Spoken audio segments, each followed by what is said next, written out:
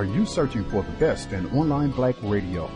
Then go to blacktalkradionetwork.com, helping you filter through the noise. Real talk, black talk.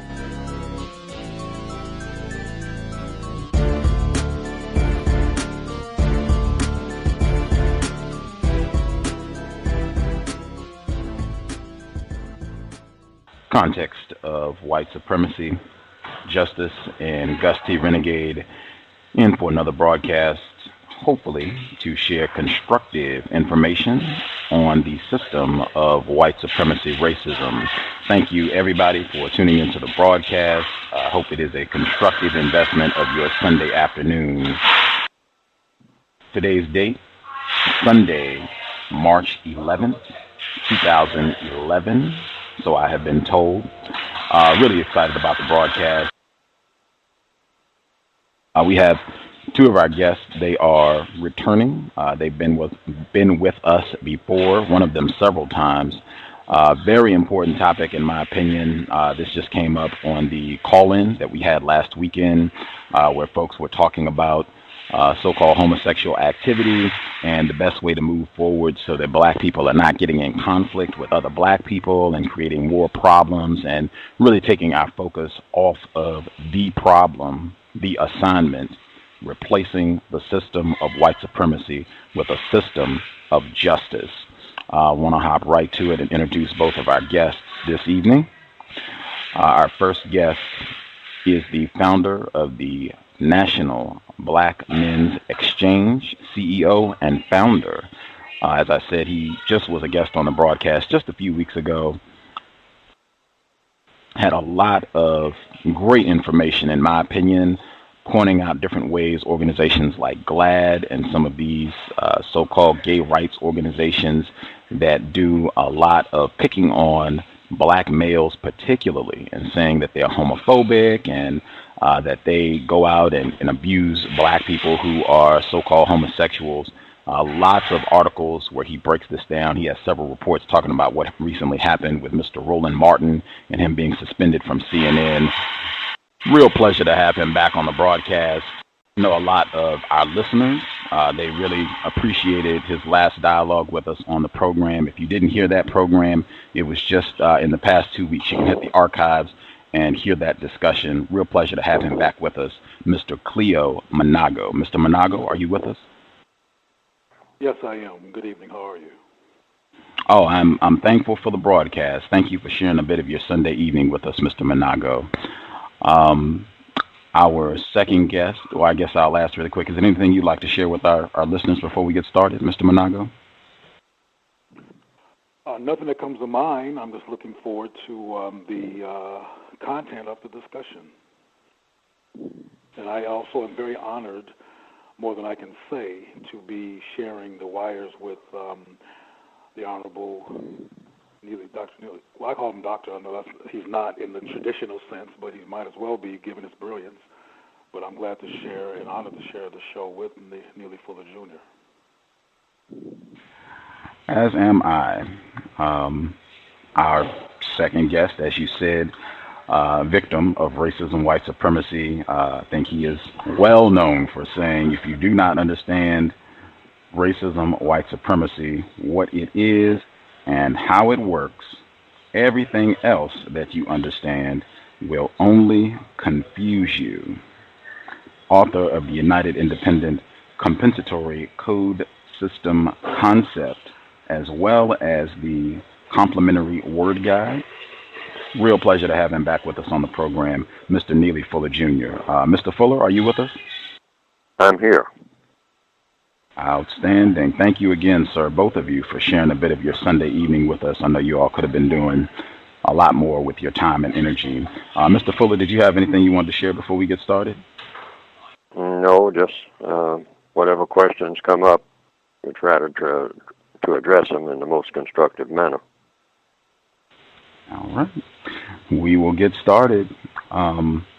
I think number one, and I've heard both of you emphasize this, I know Mr. Manago addressed this when he was on the program, and Mr. Fuller has asserted this repeatedly. You all have both stated that it has been your experience, and I know Mr. Manago same gender loving black male, also referenced the term so-called homosexual black male. You said it on the broadcast with us that it has not been your experience that black people in this area of the world, the United States, that black people have been violent, physically abusive with other black people who are same gender loving. That has not been your experience. Not that there aren't problems, but it just has not been your experience that black people spend a lot of time beating up on other black people because they are quote unquote homosexual. Is that accurate, Mr. Manago? That is accurate. There is no epidemic of physical attacks from black men around homosexuality in our community. It occurs just like a lot of other things occurs, but it's not an epidemic in terms of physical attacks. But there's other types of attacks, which are emotional, religious, etc. But physical attacks, which Glad was implying in terms of what backed up what they were doing with Roland Martin, etc., it's not the case. It's not true. There is no epidemic of heterosexual men or so-called heterosexual men going around beating up, physically assaulting homosexual men as an epidemic or at epidemic proportions. I know, Mr. Fuller, you talked about this as well. You have said consistently that you also have not seen where black people have spent a lot of time physically, violently assaulting other black people who are so-called homosexual. Is that correct, Mr. Fuller? That's been my observation, but now there might be some increase in it, but if there is, I think, and it would be my opinion, that is being generated by the white supremacists, because they are the ones that generate conflict. They're the masters of conflict in every area of activity. Economics, education, entertainment, labor, law, politics, religion, sex, and war, naturally. And all of it is war, encapsulated. All of these areas of activity would be war under a system of racism, which is war. The system of white supremacy itself is war on non-white people, 24/7 throughout the entire planet. But it takes different forms. And they have just emphasized the form in the recent, I'll say, last 2 decades for sure, of emphasizing it in the area of sex, because they have found that sex, and they have known this all along, is a very strong motivating force. So if you can control that and take it in any direction that you wish to in order to consolidate and better hold on to your power and control the people, you naturally would focus on the 8th area of activity, what I call it in my textbooks, the area of sex. And then you arrange all kinds of activities for non-white people in those areas in such a way that you can better dominate, control, and mistreat the people who are classified as non-white. That would be your focus. That would be the focus for coming up with any new ideas about how sexuality is going to be handled, any new laws that are going to be passed, any arrangements that you're going to have between people anywhere on the planet, but you're definitely aimed at non-white people. You will involve white people.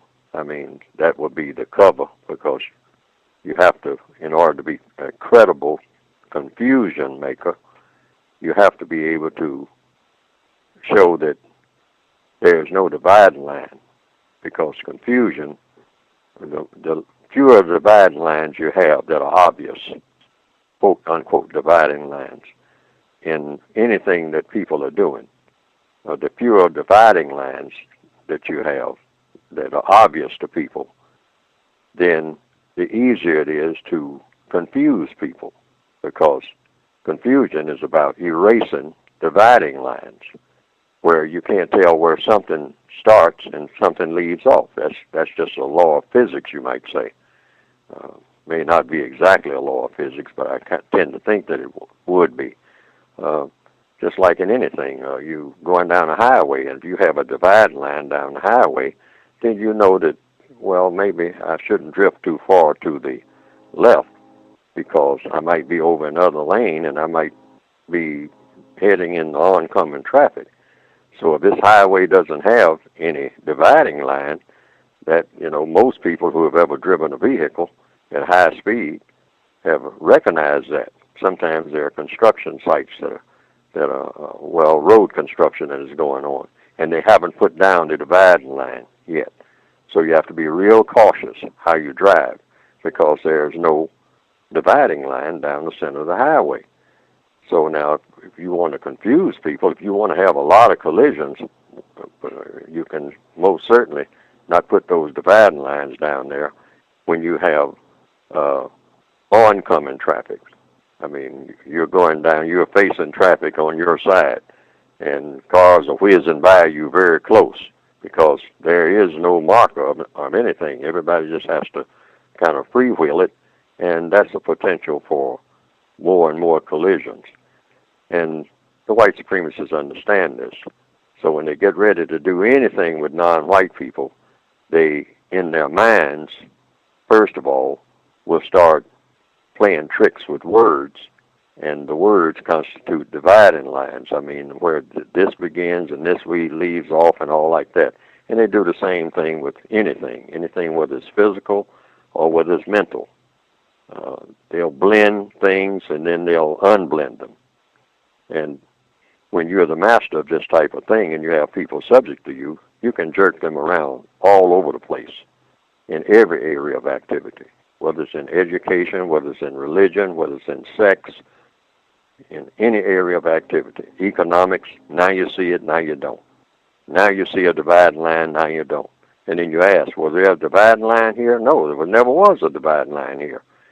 And many times they're telling the truth, which is a part of deception, and then sometimes they're not telling the truth. Because sometimes a master deceiver will tell the truth sometimes in order to get you in the habit of listening to what's being said. And you say, well, yeah, the person has always told me the truth and whatnot, but then at a very crucial moment, they know exactly when to tell you something that is absolutely false. But by then, you've gotten in the habit of listening to them because you have no reason not to, because they have always told you the truth before. But on this particular day, they were setting you up. I'm going to tell this person 16 things over a period of about 8 months that are absolutely true. And when they check on it, they'll find that it's true. But when I tell them that 17th thing, it's going to destroy them, because it's going to be a total falsehood. But then I'm going to even act innocent when that happens. I'm going to say, well, oops, I made a mistake that time. And it was costly, but hopefully it'll never happen again. By then it's too late. Master deceivers, the white supremacists, every last one of them.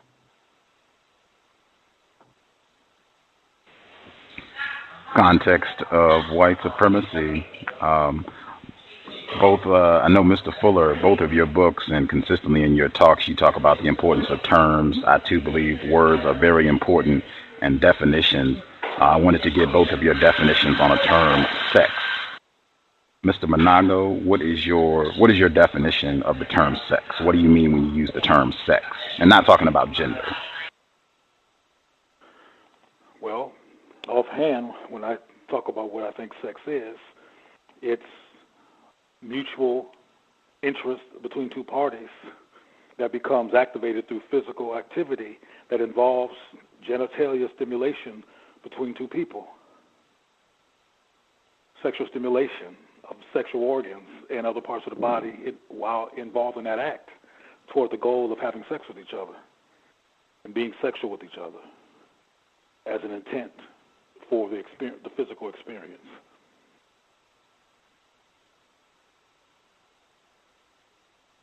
That's it.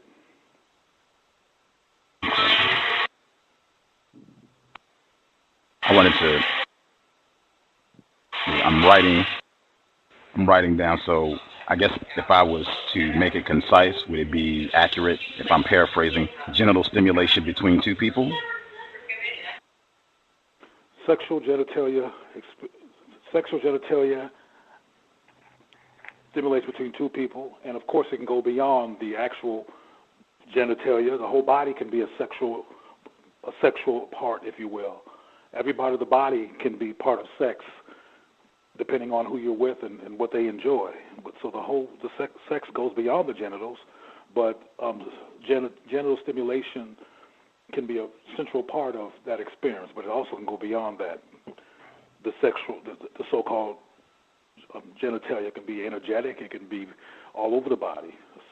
That's why I mentioned that sex is also an intentionality between two people to be sexual. To be physically in contact with each other on the basis of being sexual. It may or may not involve the genitalia, but often it does. Okay. Mr. Fuller, what is your definition of the term sex? When you say sex, what do you mean when you use that term? Well, I have a compensatory definition. It's listed on page 357 of the United Independent Compensatory Code System Concept Word Guide. And it is presented as follows. It says, includes interaction that may not involve sexual intercourse or sexual play, but it involves any interaction between a male with a female. That's sex. Two males are not involved in any kind of sexual exchange at any time. Sex itself means, according to the compensatory code, which means these are terms that I make up myself, and based on what I consider to be logic. Sex is always between a male and a female. It's impossible for two females to engage in sexual intercourse, and it's impossible for two males to engage in sexual intercourse. They can engage in an activity. These are activities. That's how I choose to describe it. These are activities. They can have all kinds of activities. I mean, playing volleyball,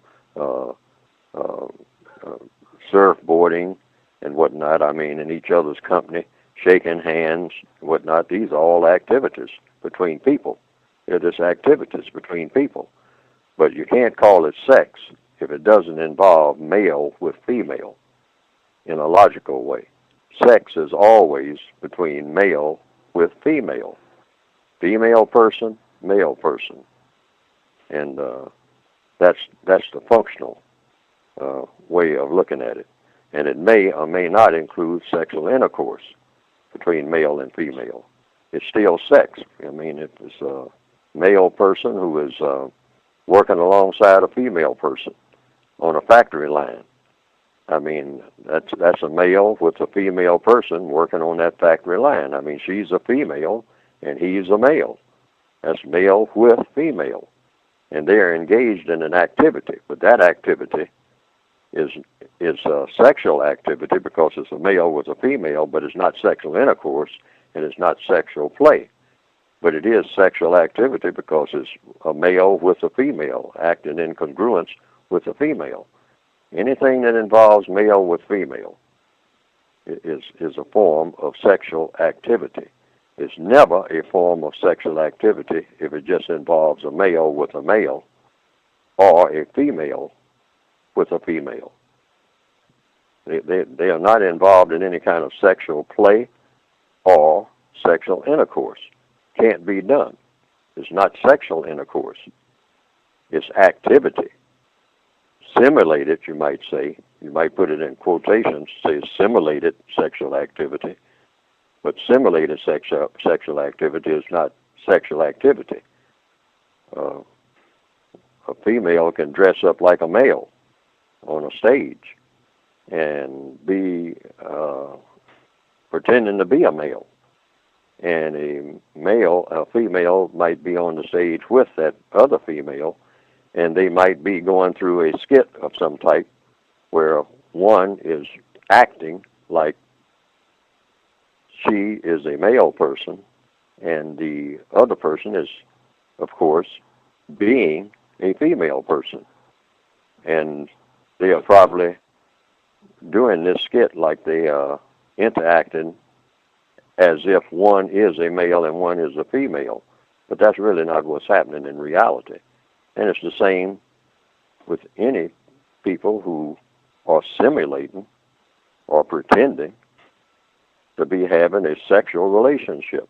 It's not a sexual relationship unless it's male with female, according to compensatory counter-racist logic. I'd like to emphasize that everything that I write is directed toward countering racism. See, that's why I put it within that context. And I can freeze it within that context because it's always within that context that I'm speaking. I'm not speaking generally or how someone would scientifically in a classroom, a sexual session of some type, people who are in the college campus, who are talking about what actually is sex and what it isn't and all like that. I'm not speaking within that traditional context. I'm speaking within a counter-racist context because everything that I write is directed toward replacing the system of white supremacy with justice, but at the same time using truth to do it. Now, if what I just said is not true, then that naturally would be contested and actually should be. I'd like to respond, can I? Yes, sir. Yes, sir. I, too, wake up in the morning, go to sleep at night, put one foot in front of the other, think, plan, prepare, strategize, and almost everything I do to counter white supremacy, to counter the impact of white supremacy on people called black, and to deflect the great potential for mental illness in our community based on all the traumatizing attacks on us that are relentless and perpetual, both known and unknown, and similar to what Mr. Fuller said earlier about everything in this, all the diversions that happen in this culture that create confusion. I do a lot of work regarding trying to take black people out of the trauma trance of confusion toward clarity and being real clear about navigating through a explicitly and profoundly white supremacist way of living and being in this culture. So we have that in common, though I don't have a code such as Mr. Fuller has. His perspective on sex is interesting, particularly when he talked about assembly line and the male and female being on the assembly line, and that they're male and female near the assembly line or at work or whatever. There's that what might occur between them could possibly be called sex, because if it's male to male or female to female, it's not sex.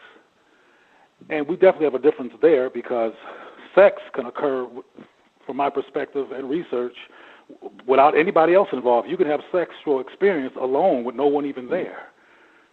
Masturbation, genitalia stimulation, full body stimulation with the intent of sexual pleasure can occur whether you're alone or with another man or the woman or whatever. Sex occurs whether white supremacy occurs or not. Sex can be independent of white supremacy, and of course everything that happens in life can be contaminated by white supremacy, which is definitely what's happening with us in the Western world. Black people's lives are definitely contaminated by white supremacy on every level. But it doesn't stop us from being human beings that eat, that sleep, that have sexual desire, that's multi-layered. I don't agree with him when he says that sex is only what occurs between a man and a woman, because sex is what people intend to do when human beings decide to have sex and they are involved in sexual stimulation. They're being sexual.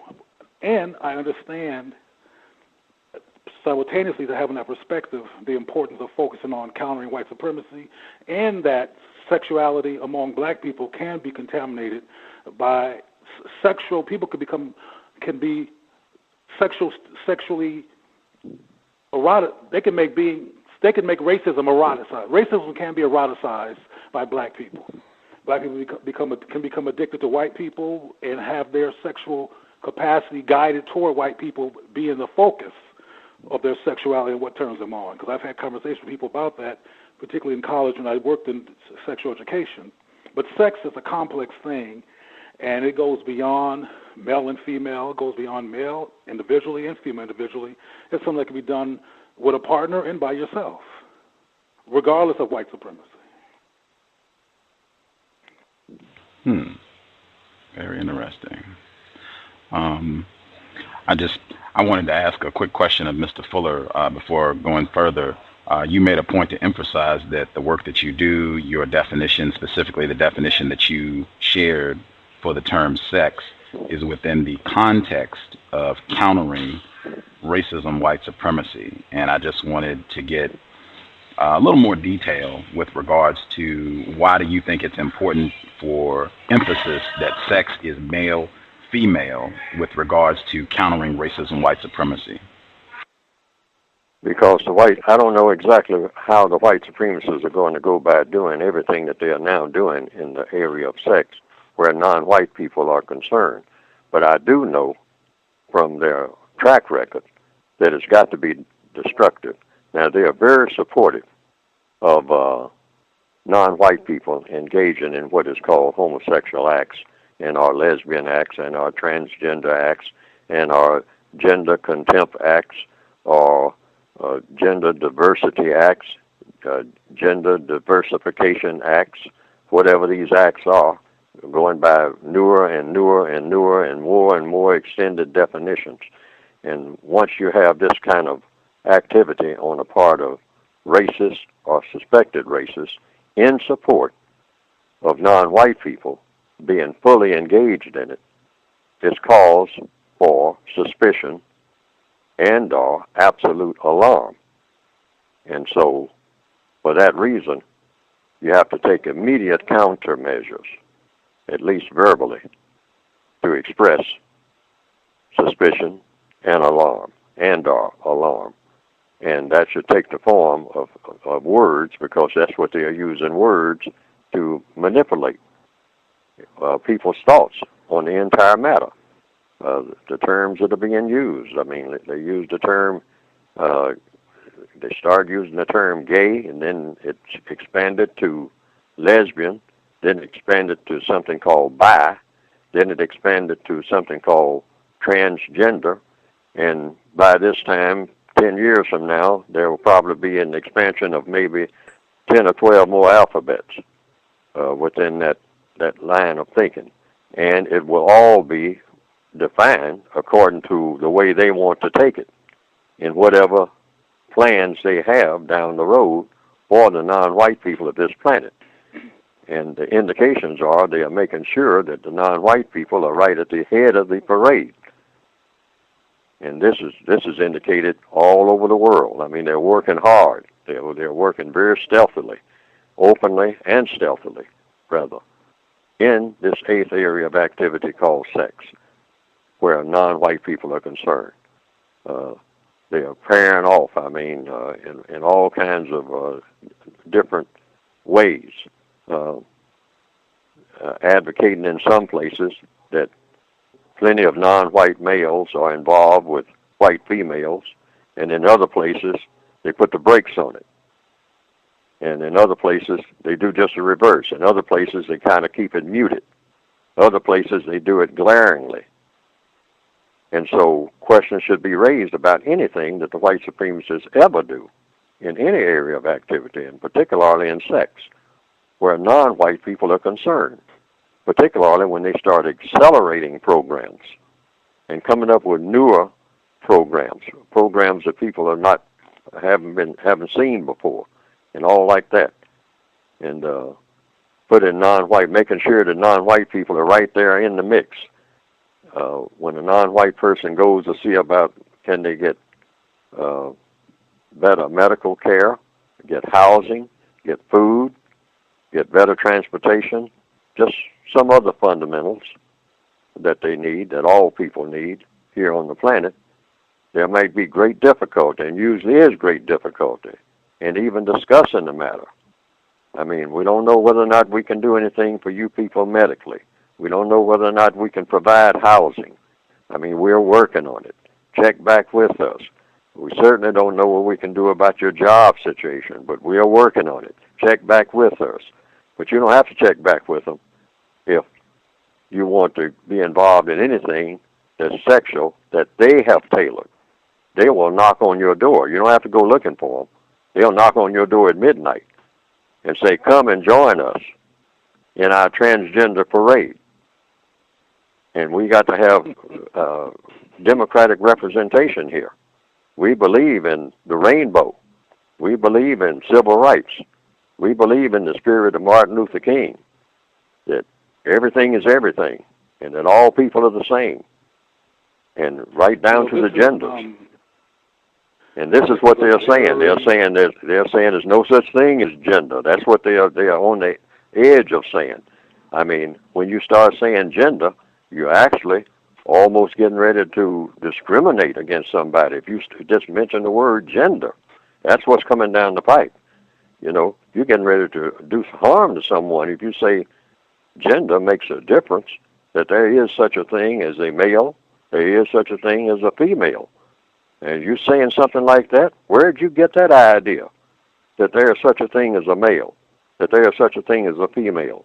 No, males and females are all the same. Otherwise, you're discriminating, or you're getting ready to discriminate.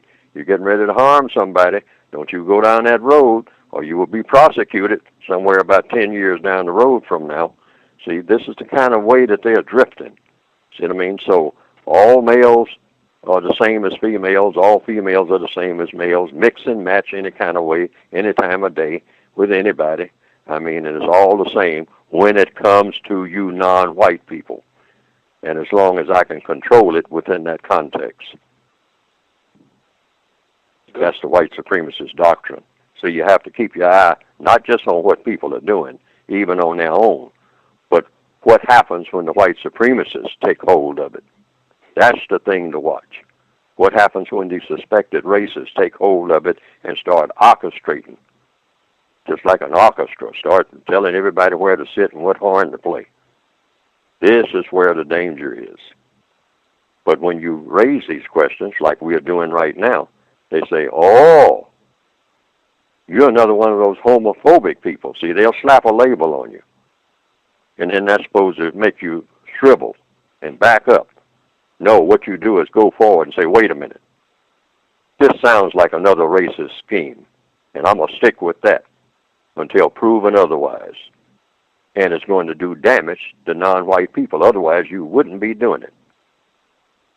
So, no, I'm not running for the door behind some scare word like homophobic. No, I'm not afraid of what you call homophobic, anything. But I do have great fear of a white supremacist, because they have put fear into all the non-white people on this planet in every area of activity. And they got all kinds of monumental ways of doing it. Mr. Manago, did you want to share your views? Yeah, and I must say it's a challenge to have to wait and not engage Mr. Fuller in the midst of some of his thoughts, but I'll do my best here. Almost everything that Mr. Fuller just described happens inside of, it's one of the things that happens inside of an absolutely white context, which is America, which is the Western world. We're living, this radio show is happening in the midst of white supremacy, so it's there. It's everything is contaminated. And we should be very mindful and skeptical of everything that comes our way. We should be critical thinkers and evaluate everything. So there's no question about that. But what comes to mind after hearing Mr. Fuller's thoughts is that especially being that much of what he said about transgendered and gay and et cetera comes out of a white context, as I said in our last show, black people need to have a rational conversation about so-called homosexuality in our community, because we have not had a conversation. So the myths, the assumptions, the reactions, et cetera, are several decades, if not centuries old, because there's been too much apprehension on having the conversation in a rational way. Mr. Fuller mentioned that they, meaning white folks, are very supportive of homosexuality among people of color. Well, if we actually engage this issue rationally, we would find out that the biggest anti-homosexual, and I don't use the word homophobic, for similar reasons that Mr. Fuller described. I use the word anti-homosexual, but I do not use the word homophobic. That too came out of a white gay politic, so I want to make that clear. But the most anti-homosexual activity in this country and in the Western world comes from whites. Scott Lively was on your show before. He's vehemently anti-homosexual. We have Pat Robertson. We have the late Jerry Falwell. We have George Bush. And both George Bushes. We have all kinds of white people who hate homosexuals. So the hatred of homosexuals it also occurs in white supremacy. And there's been a fight around the issue of homosexuality among the white collective for centuries.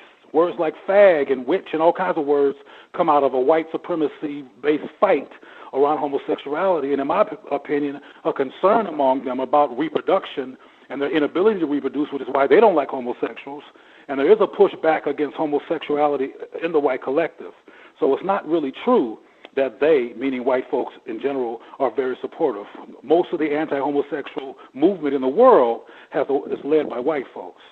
Also, something that Mr. Fuller said that I think is important, just because I believe in historical accuracy, bisexuality, heterosexuality, and homosexuality were terms that were coined as neutral descriptions of sexual activity among human beings before the term gay ever came into existence. The term gay came into existence in the late 60s, early 70s as a social construct or political construct made by white gays to fight for their rights. And these white gays are white people. They're not different from heterosexual white people in terms of their racism and white supremacy and investment, behavioral, politically, and economic investment in white supremacy. It's just as white supremacy is it's just one group of white folks doing different sexual things. They're no different regardless of sexuality. And same-gender-loving black people have had to deal for years with racist homosexuals who really don't want to be bothered or want to affirm or support homosexual black people. So it's not no big homosexual happy family that's multiracial, so-called. There's problems it's everywhere. White supremacy and this infection is everywhere. But again, my two salient points here is that no, it's not true that white folks are supportive of homosexuality in general. There's a conflict there too. One thing that Mr. Fuller said that I think is true, and I might be paraphrasing him, but I do believe that whiteness is trying to compromise and control the sexuality of black people, and particularly the sexuality of black men, trying to control the image of black men, trying to control the sexual behavior of black men as they've done since we've been here in this country. And that includes feminizing black men. That includes putting black men in situations like in prison where they might, if they're not even homosexual in the first place, wind up dabbling in homosexuality. And white supremacy is definitely involved in trying to compromise the sexual activity of black people with focus on black men and disfigure it, absolutely. But none of that stops the fact that there were human beings before white supremacy who did all kinds of things under the rubric of sex that included what's called bisexuality, homosexuality, and heterosexuality. These things are not heterosexuality nor homosexuality or bisexuality are the result of white supremacy. They existed before white supremacy, but as Mr. Fuller said, everything that involves human activity, without exception, will be used by white supremacy to continue its power, to create confusion and disorient people and get them off track so they can become subject to whatever white supremacy wants them to do. We agree there fully.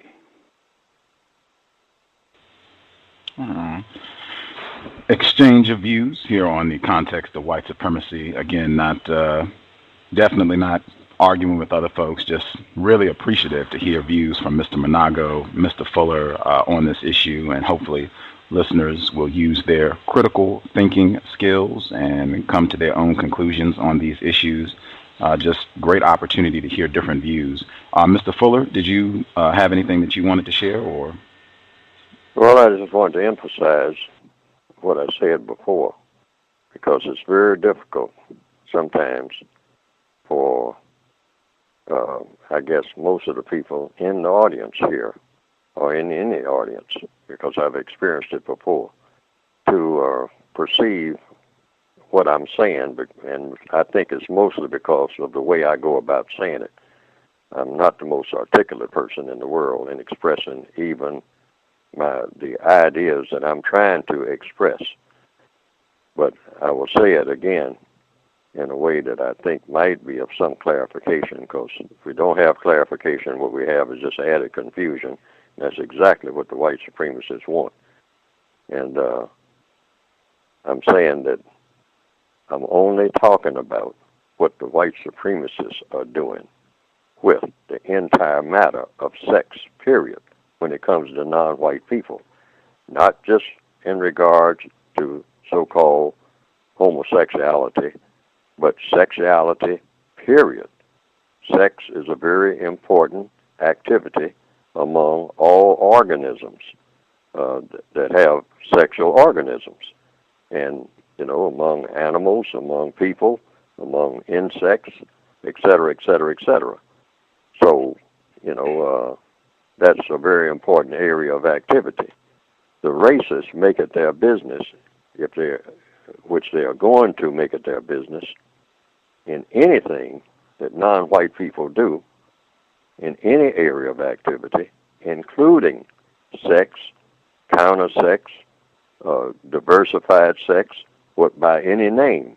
Whatever it is, they will look at it, examine it, and say, whatever it is that non-white people do, whether they've been doing it just 2 days or whether they've been doing it for 10,000 years, you better believe, if I'm a white supremacist, it's supposed to come under my control, and I'm supposed to use it in a way that gives me more power than I already had.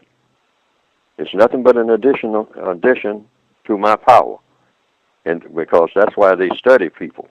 They study the people that they dominate, because you can't dominate people without studying them. And they study all of their habits, all of the things that they want to do, all the things they think about doing. They sit down and exchange views with them. They interview them endlessly, either directly or indirectly. They constantly ask questions, and when they don't get answers to the questions verbally, they just watch the person, which is an excellent way of figuring out the person. And they study. The white supremacists study everything, because you can't be a master without study. There's no such thing as an ignorant master over people for very long, maybe for a short period of time. But a smart person will not be dominated. That's why I say the white supremacists are the smartest people on the planet, because they dominate the non-white people on the planet, because the white supremacists have made it their business to be smart in the science of domination. They're smarter than anybody in the science of domination. Now, even when I say that, that becomes controversial, because most people cringe at that idea, because it makes them feel, I suppose, and I guess it maybe should, makes them feel vulnerable, makes people feel naked, makes people feel powerless. So it comes down to a question of, is that true or false? Do the white supremacists dominate the non-white people of this planet in all 9 areas of activity? Either they do or they don't. Now, I have written a book and an extension to it called a word guide that says that that is true, because that statement has either got to be true or false. Now, many non-white people have said, they say, well, they can agree with some things that I would say, but when I make that statement, they don't want to hear anything else that I ever have to say. And I can understand that, because that sounds awful. But see, regardless of how it sounds, it comes down to a question of either white supremacy exists or it doesn't. Either Neely Fuller is making it up when he says that there is such a thing as white supremacy and that it dominates the non-white people of this planet in every area of activity, 24 hours a day. And I'll name the areas of activity again: economics, education, entertainment, labor, law, politics, religion, sex, and war.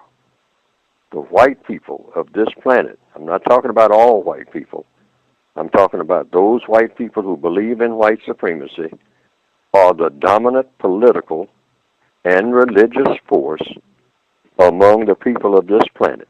The dominant, not a dominant. There's no such thing as a dominant. You're either dominant or you're not. You either tell people what to do for the most part, and they have to do it, or you don't. And the evidence, all of it that I have ever seen or heard about, shows that this is true. That there is a system of white supremacy in place in all 9 areas of activity that dominates the activities of the people who are classified as non-white on this particular planet called Earth. Maybe not on other planets, but on this planet right here in March of 2012, that is what I'm saying is true. Now, if that is not true, then everything else that I say is bogus. I want to make that clear. And shouldn't be listened to. Because what they call the fruit of the poison tree, if I made a mistake that big, then everything else that I'm saying, as far as credibility is concerned, is in serious jeopardy. Either there's a system of white supremacy in place in all areas of activity, or there isn't. There's no such thing as in between. That's either true or false. There is a system of white. Can you hear me? Yes, sir. There is a system of white supremacy in place. My only possible concern with what Mr. Fuller said is the idea, and he's probably heard it before, is that they are more intelligent. And I don't think that's true, though we're living in a context now where most of the globe has been successfully contaminated by white supremacy mental illness. But I think that we need to understand that their domination relative to the planet and to humanity is relatively short. They haven't been doing this forever. They've had enough time to perfect it for now. But as opposed to saying that white folks are more intelligent, my perspective is that they are more relentless, more desperate, more self-conscious, and more focused, and more concerned on the illusion of their superiority because they can't handle the human truth. And the difference between them and everybody else is that they're so concerned and so self-conscious and so insecure that they're too relentless to just be human.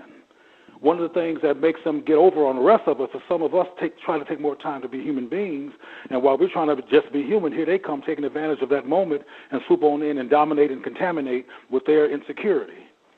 And a bear can walk up into a bear, if you're in the forest, can walk up to you and murder you and kill you because they're bigger and stronger than you, but that don't mean they're more intelligent than you. So I don't think that I rarely meet white people that are more intelligent than me. But I always meet white people who are profoundly focused on creating the illusion of their superiority to me because they can't handle the truth that they're not superior to me, and they're perpetual creating and subverting reality in media, in news, in education, in politics, and they constantly are turning reality upside down because they can't handle when reality comes right side up because it proves them to be mediocre or just like everybody else, and they can't handle that. And they're profoundly concerned about being mediocre and being seen for what they are, so there's a relentless agenda that all other human beings don't really have. Just like when a tiger relentlessly follows a rabbit, that don't mean that the tiger is more intelligent, but that does mean the tiger is more focused and more desperate to do what it needs to do than, unfortunately for the rabbit, than he initially was or she was trying to just live their lives. And what black people have to do is learn how to be relentless and learn how to be a mixture of human and relentless against our domination and dehumanization and compromise. We have to learn to be relentless, but we're diverted and distracted by Christian religion, the illusion of a white God, and all the things that white people have used as strategies to keep us distracted from even knowing who we are as black people and who we are as people that are profoundly human and profoundly magical and creative in many ways.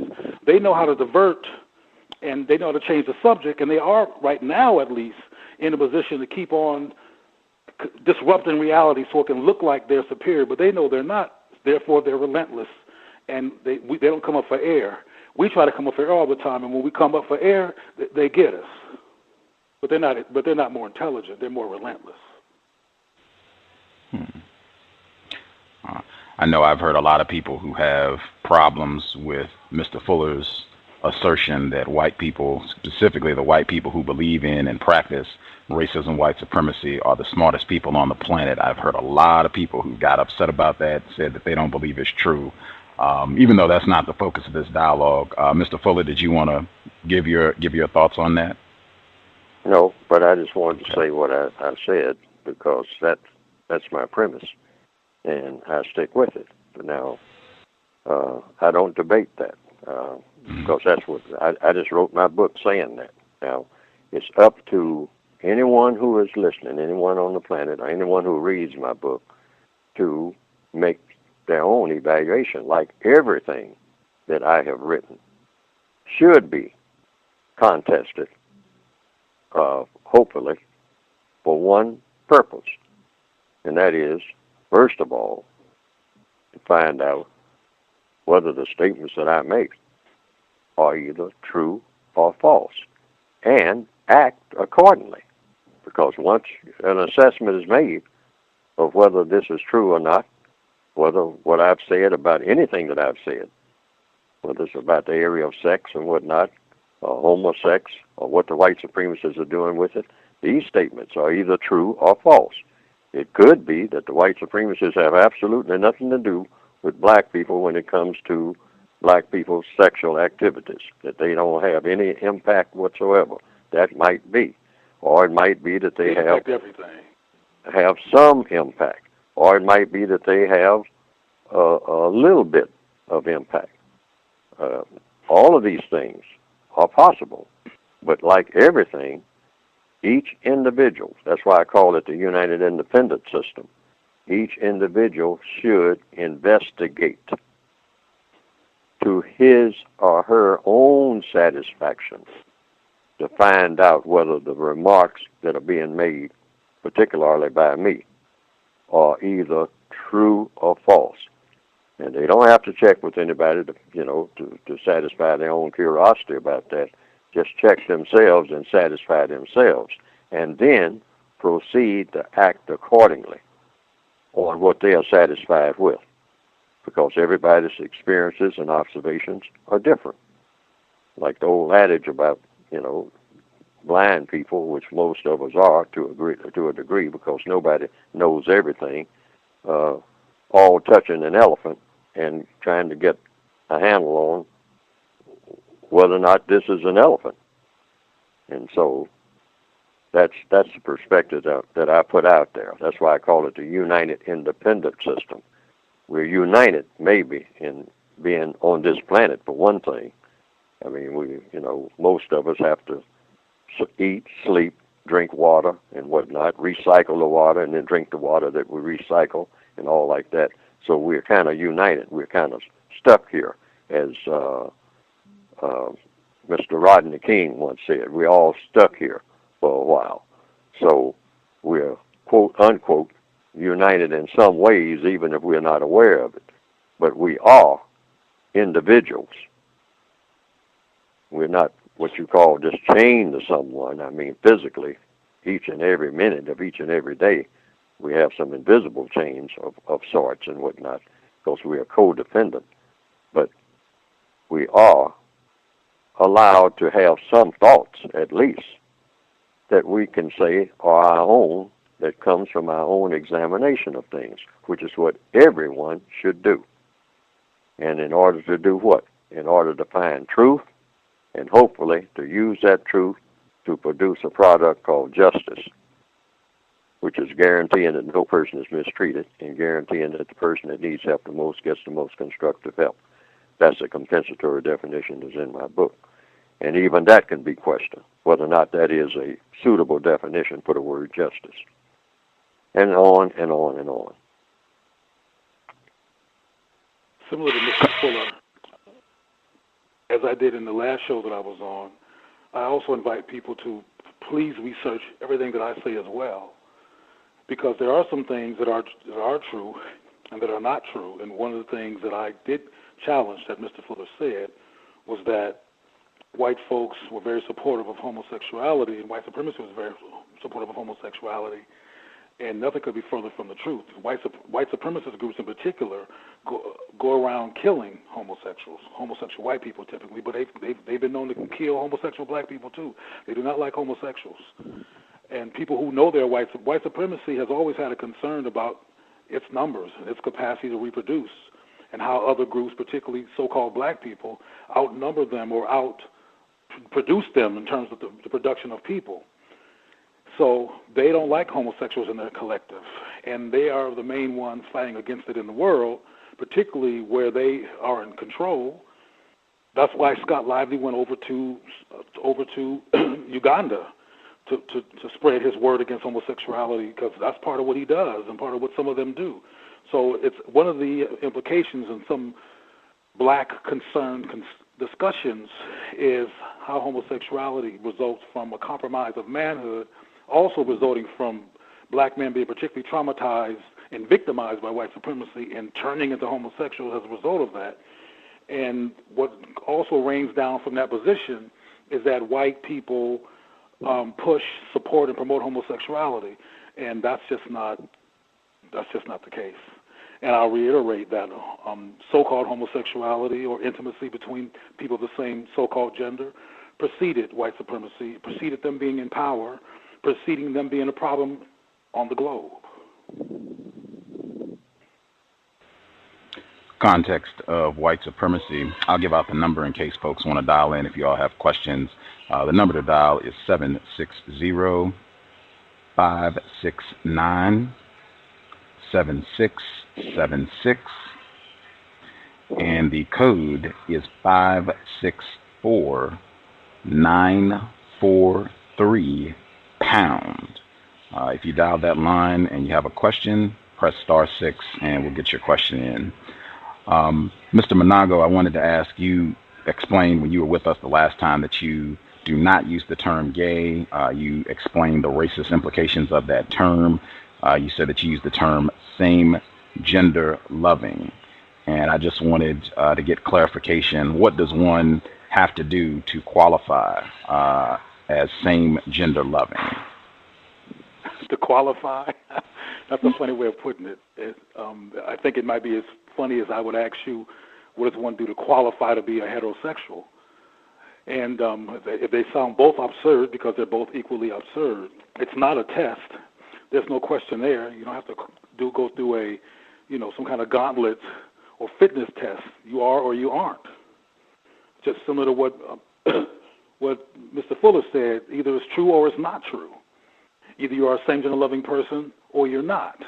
But getting back to the parts of the initial question regarding gay, as I said when I responded to some of Mr. Fuller's comments, gay is a white homosexual agenda, politic, and construct that was created in the late 60s as a context for political and liberational concerns that white gays or white homosexuals had, trying to fight for their rights against their white parents, against their white power structure, against the white people that, because they certainly weren't concerned about black people not liking them. They were talking about their own people. And they created gay to fight against people in their collective that were against them. And as I said earlier, gay is white. It serves white. It affirms white. It's about whites. And it mostly benefits whites primarily. And it doesn't benefit as a construct black folks because it's white and racist in that it has a white bias, and it pretty much advocates for activity for whites. That's primarily relevant to whites in terms of their power and control, politics and finance. But to qualify, getting back to the qualify question, there's no qualify. I mean, SGL, or same-gender loving, is a construct as well. It's a construct created by same-gender loving or homosexual or bisexual black people, so black people could have a place of being or construct that affirms us and that engages and creates safe space and space for affirmation and support and education, because gay doesn't do that. And as far as I was concerned, because the black community invisibilizes us, leaving us to be subject to being caught up in the whims of white folks called gay and being turned against black people by that construct and become an anti-black, which that construct tends to feed into black people. I didn't like the fact that we were either, as far as we were concerned, had that construct to go to for shelter against being invisibilized and traumatized and religiousized by black people, or people went sometimes into self-destruction. I feel like we needed a healthy option as black people who love people of the same gender, and not whiteness as the only option, which was destroying us and making us anti-black. I thought there needed to be another option, which SGL is. But to qualify, that's an interesting way of putting it. But if same-gender loving, they're homosexual and bisexual black folks, identify. It's kind of like, the terms black, African American, and all those terms. Those are terms typically put on people of African descent who are called black. And black people accept them because they supposedly affirm us better than colored and Negro and all them other words did. So it's kind of an attempt at self-naming, self-sufficiency, being self-determined. That's same gender-loving black people. Okay. I want to, I guess, maybe restate the question. I think it's important. You said same gender loving, it is a construct, and you explained why you created this construct, or you promote this construct as opposed to gay. And everybody, all the people on the planet don't get that classification, same gender loving. Just what behaviors does one have to engage in to be identified or to self-identify as same gender loving? Well, the majority of people who are same gender loving are homosexual. People who are romantically inclined, sexually inclined, emotionally inclined to love someone who's the same gender as they are. And in this instance, in terms of SGL, they are black, so-called. Is that clear? I believe so. I know I've heard, Mr. Fuller, you talked consistently about a lot of the terms that you hear being used, gay, lesbian, that these terms are confusing. You touched on it briefly today, that these terms are confusing. Often you've heard that they're not clearly defined. I just wanted you to share a thought on that, and if that's something that you've observed, where these terms are just used, but they consistently are used without a clear definition with regards to what one has to do, the behaviors one has to engage in to be classified as so-called gay or lesbian or bisexual, how many other terms there are. Well, I don't know. I don't know how many or more they're going to come up with. Depends. The races always steer everything in such a way that the result is that they have more power. Now, the races are not doing. Many of them are opposed to homosexuality. Definitely. I mean, Adolf Hitler was opposed to it. Among white people. This has always been. But I've just paid attention to where there's an impact of what the white supremacists are doing where non-white people are concerned. I am well aware that there's plenty of conflict going on between white people, but it's one thing that I notice, that white people will argue about homosexuality between white people and take very sharp dividing lines on the issue. But if someone starts talking about non-white people and homosexuality or lesbianism or bisexuality or any of the what you call alternative sexualities, most of them appear, now I could be incorrect, they're not bitterly opposed to it. Those people who claim that they're opposed to homosexuality are not bitterly opposed to it when it comes to non-white people engaging in such activity with each other. They are not opposed to it, and that should be raised. That question should be raised. Why are you not opposed to it across the board? Why are you not up in arms about it? I mean, losing sleep about it, about non-white people, but you are where white people are concerned. I mean, I can answer that. That can be discussed. I mean, and should be. I mean, many white people who claim that they are opposed to homosexuality, when it comes to non-white people, they'll practically say, well, I'm not talking about them. As if to say, what they do is their business. But why is it their business when it comes to that? But if it comes to housing, when it comes to jobs and all like that, then it's the business of the white supremacists. So that needs to be discussed by non-white people. Wait a minute. even if you're opposed to it, why aren't you opposed to it across the board? Unless you have some hidden agenda when it comes to non-white people engaging in anything. And if you do have a difference, that's probable cause for racism right there. Not that there isn't anyway. Can I address that? Oh, yes, sir. Okay. I hear what Mr. Fuller is saying, and I think I agree with the premise, and I'm attempt to paraphrase before I give my own perspective. He's saying, well, you're fighting against homosexuality among whites, but why aren't you fighting against it among so-called non-whites?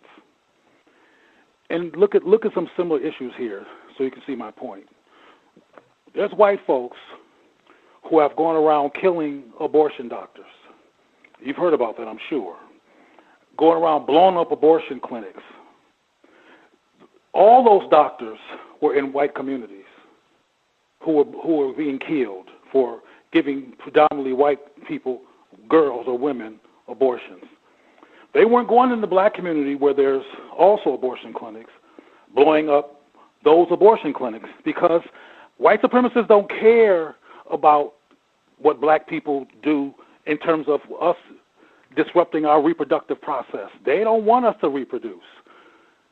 And they fight against homosexuality among their own, concerned about the lack of white reproduction in the first place. And here y'all come being homosexuals and not producing children and making it even more difficult for us to reproduce on this planet. They don't care if there's black people who might not reproduce as a result of being homosexuality, because as you know, Mr. Fuller, they want us compromised. So they're not fighting against things in our community that they don't want in their community. Just like they make sure that there's fast food restaurants and liquor stores and all kinds of stuff in our community, and they're not in their community.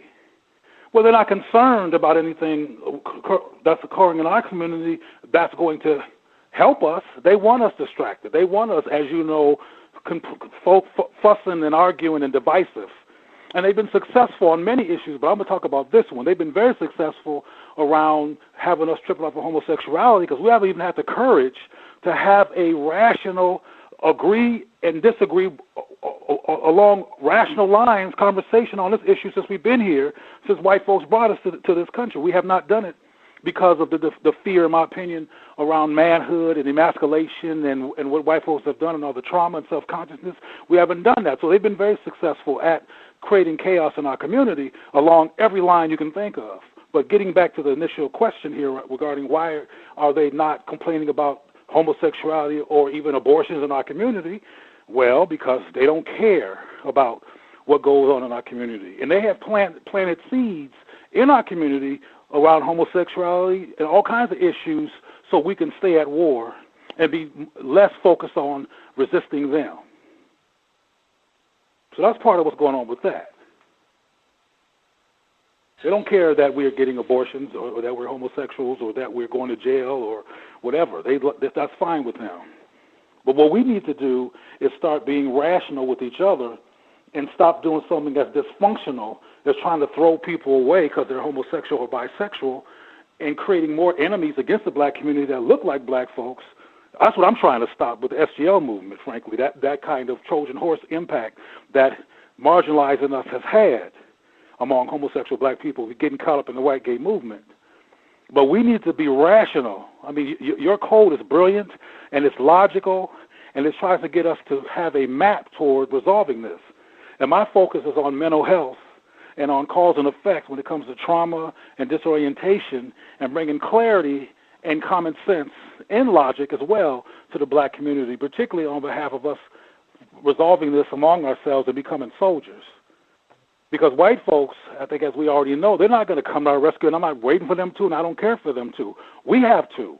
Along with having a code, we also need to have a code of behaviors where we're actually engaging each other. Because if we want black folks to all be whatever, let's say, for example, I don't agree with this perspective, of course, but let's say, for example, that homosexuality is bad and wrong and all this kind of stuff.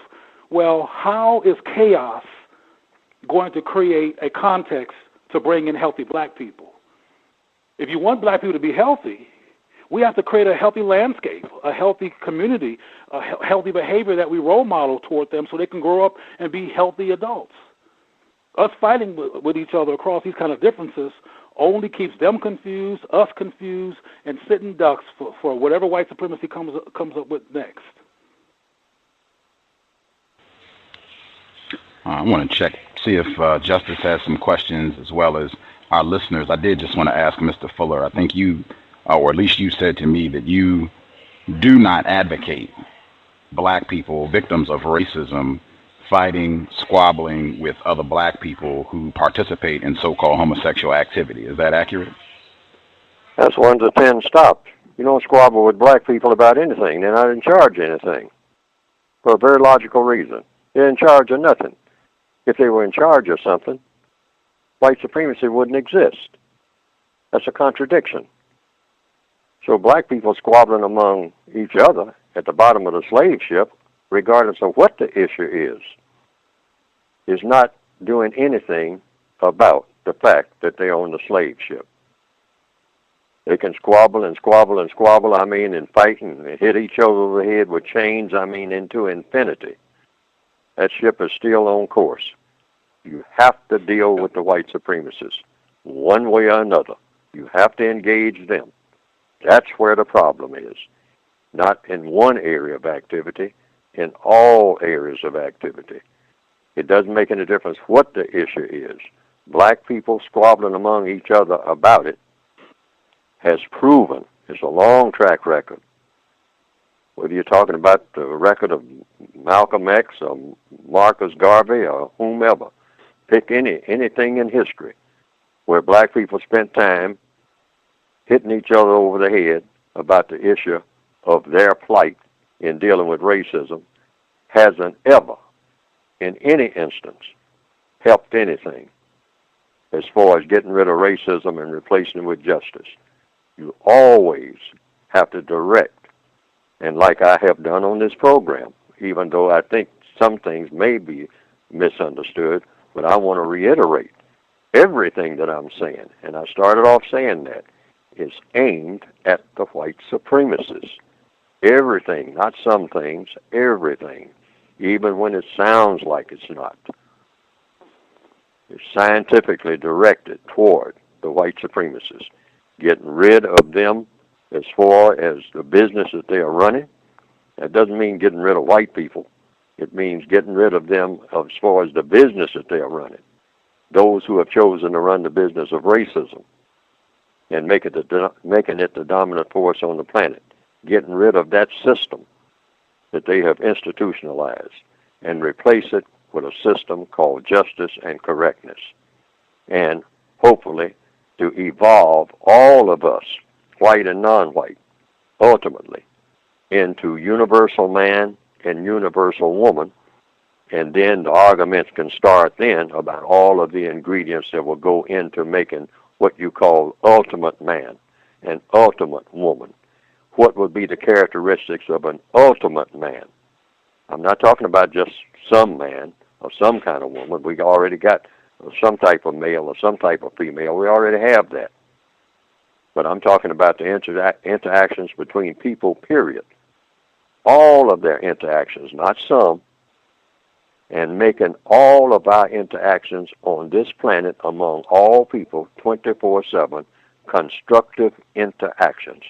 But at a later date, because we don't know now, we don't even have an idea about what right and wrong is, because the white supremacists have distorted that ever since they've been in business. So we argue about these little things among ourselves when they're in charge of all of it. But when we finally get toward being ultimate man and ultimate woman, which is universal man, universal woman, which I briefly described in the book, we will be people who can then say, now, what are the characteristics of an ultimate man? I mean, what man, as Confucius would say, at his absolute best, because none of us are anywhere close to that. We're stuck with racist man and racist woman. And they are the dominant people on the planet. And they're telling everybody else what to do. People that just believe in racism. That's their main belief. which is an evil way of thinking and acting. And everybody else falls within that evil orbit, because racism doesn't serve any purpose except mistreating people based on color.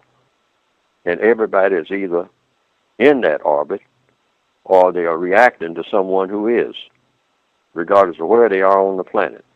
That's why the system has to be gotten rid of.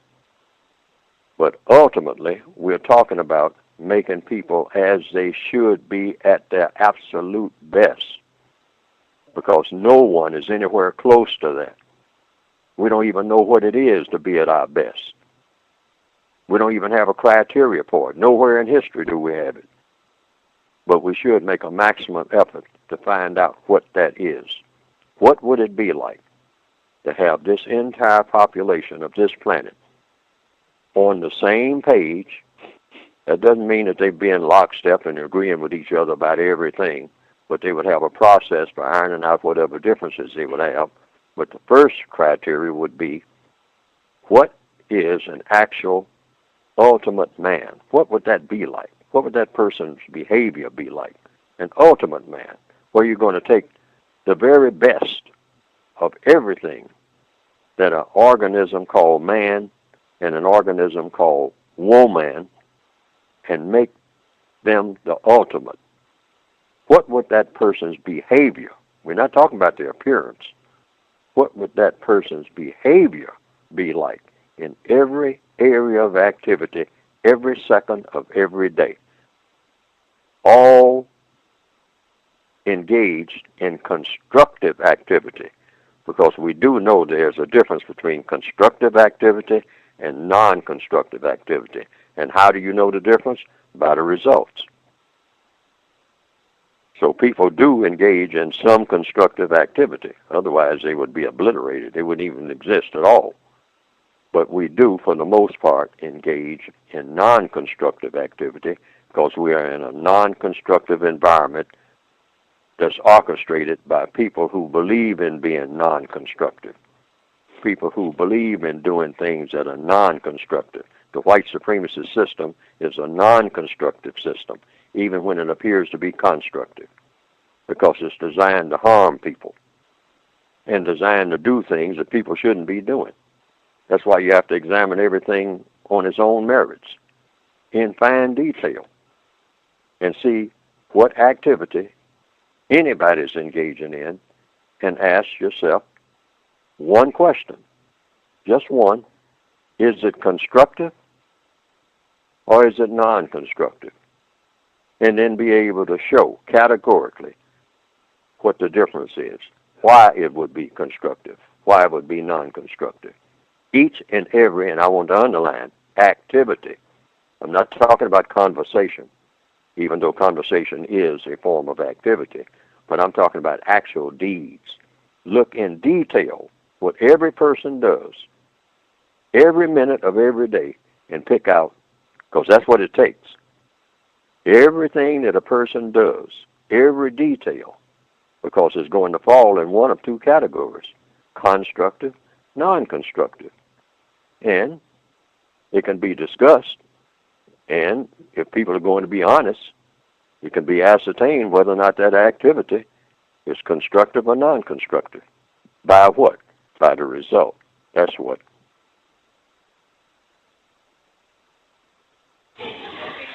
Context of white supremacy.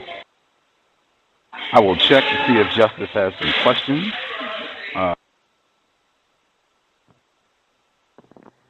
Justice, if you have some questions, your line should be open. Proceed.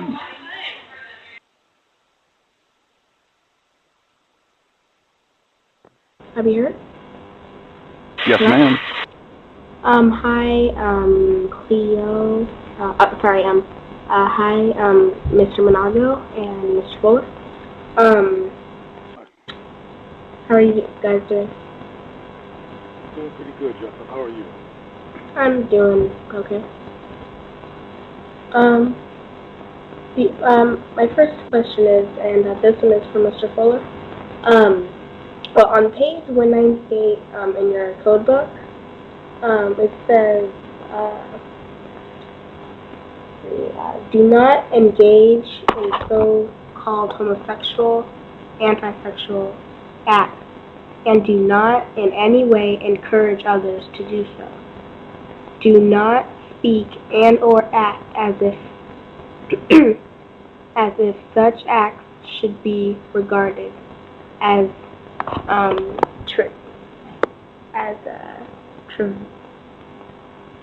trivial, I guess, as comical or harmless. So-called homosexuality is anti-sexual. Anti-sexual intercourse is incorrect. To attempt to engage in what is oftentimes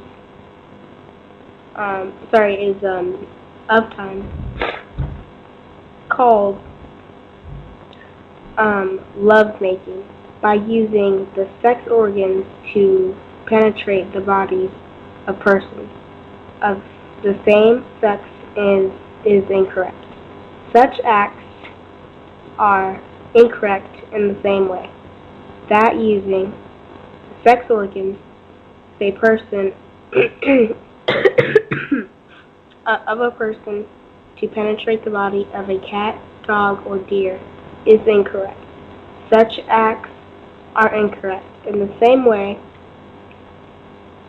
that using the sex organs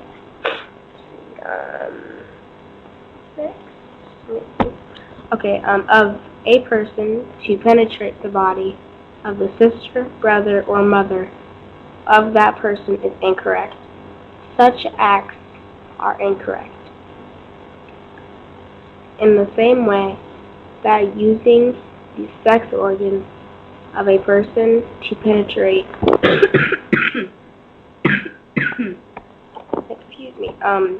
to penetrate the body of a deceased person is incorrect. Anti-sexual intercourse is not an expression of love. This so-called homosexual act is none other than an expression of acute insanity, resulting from some form of acute imbalance of the mind and or body. In racial matters, it is the white supremacist racists who are the greatest promoters of anti-sexual intercourse among non-white people. They promote this behavior by direct participation,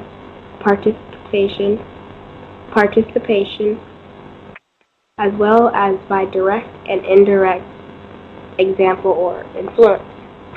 Okay, so my question is, can you please explain why you feel it is so important to protect non-white people from sexual confusion in a system dominated by white supremacists?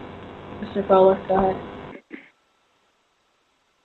Because it's important for non-white people to not be confused about anything. And the white supremacists have used this quote-unquote so-called homosexuality to cause greater chaos among their victims, just like they do with anything else. It's not just the homosexuality itself, it's how they're going about using it. And that's what I'm calling attention to in the book and on these programs like this one. What are the white supremacists doing?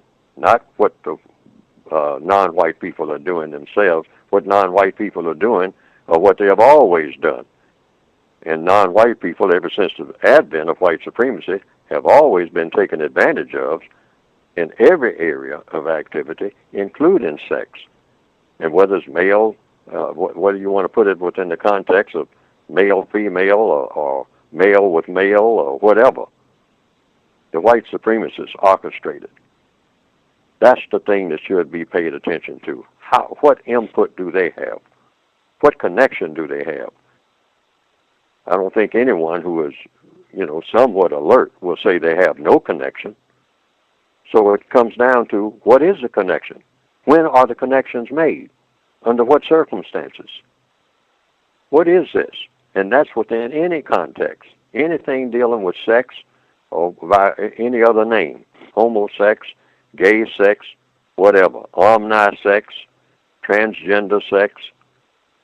What is the interaction between white and non-white? That's what I'm focusing on. What, at what level, when, where, under what circumstances? In order to accomplish what? See, that's the final answer. The final question, rather. In order to accomplish what? What are you trying to accomplish, ultimately? See, and you get as many answers as you get people who will talk. That's why it's so confusing, and the white supremacists know that. But what they want is for black people to discuss it among themselves without asking them, the white supremacists, anything. Then they got it tailor-made just the way they want it. Because when people discuss a volatile issue among themselves, just like I said previously, slaves in the ship, and somebody decides to start talking, one slave starts talking to the other, and then at some point, somebody might accuse the other of being responsible for them being on the ship, and then the battle is on. You hear the chains down there rattling, and you hear everybody down there shouting and cursing each other, when none of them are in charge of anything, because all of them are on the slave ship. And this is where the focus should be. I must say it again. All of my focus is on the white supremacists in this matter, regardless of what I'm discussing, regardless of what I write. The focus is on replacing the system of white supremacy with the system of justice, because the white supremacists use everything. They don't leave out anything.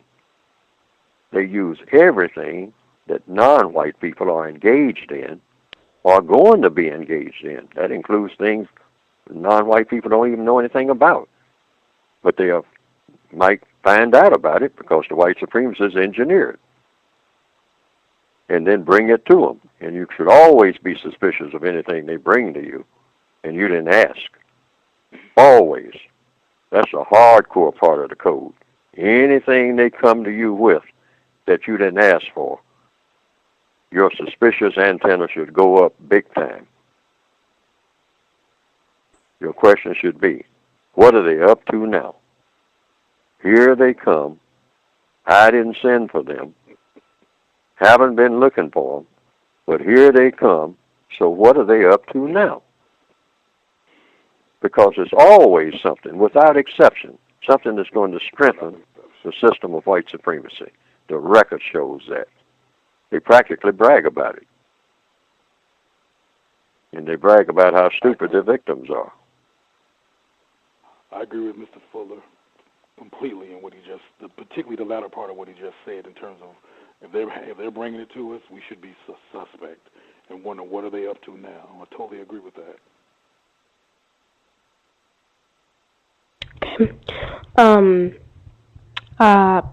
My questions are going to be my next few questions are going to be for Cleo, and until I say, how did you become an antisexual? How I become a who? An antisexual.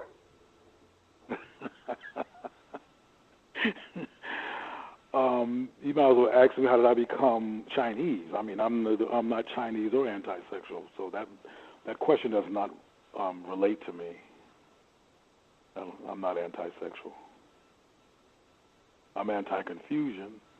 I'm anti-people being repressed out of who they really are by ignorant perspectives that become policy or become a movement.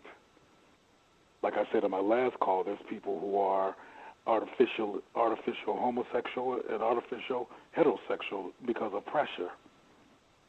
And they become anti their own sex as a result of very powerful or manipulative external forces.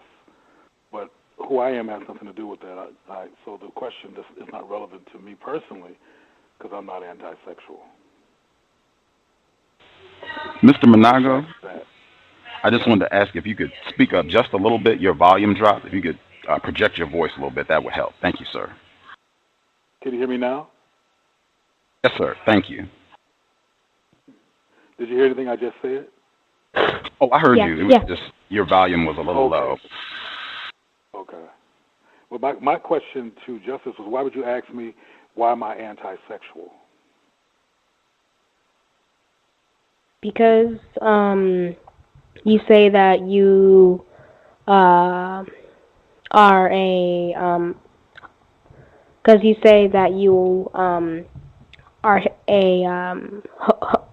you say that you are a homosexual, right?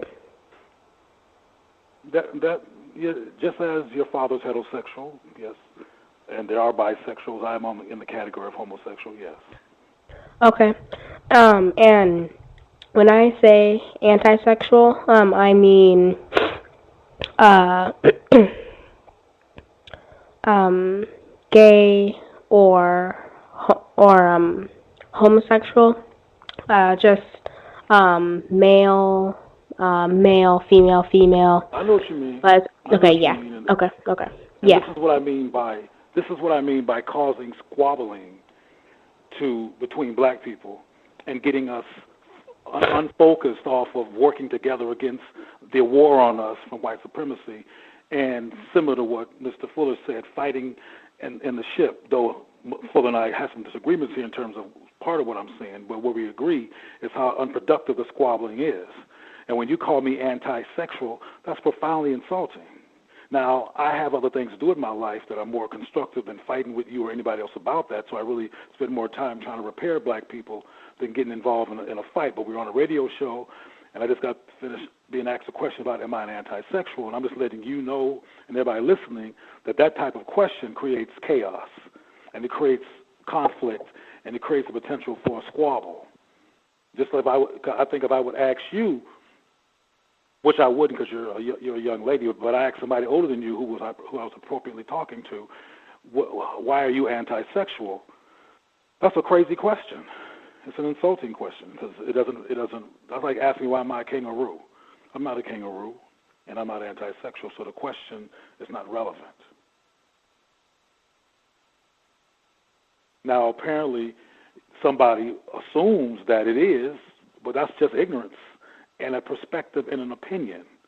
It's not based on some benevolent source of information or facts. So, how do you argue with people who don't have information? Hello? Fuller here. Oh, sorry. Mr. Fuller got dropped. I just added him back to the line. Oh, okay. That's my response to that question. You said you had a second question, Justice?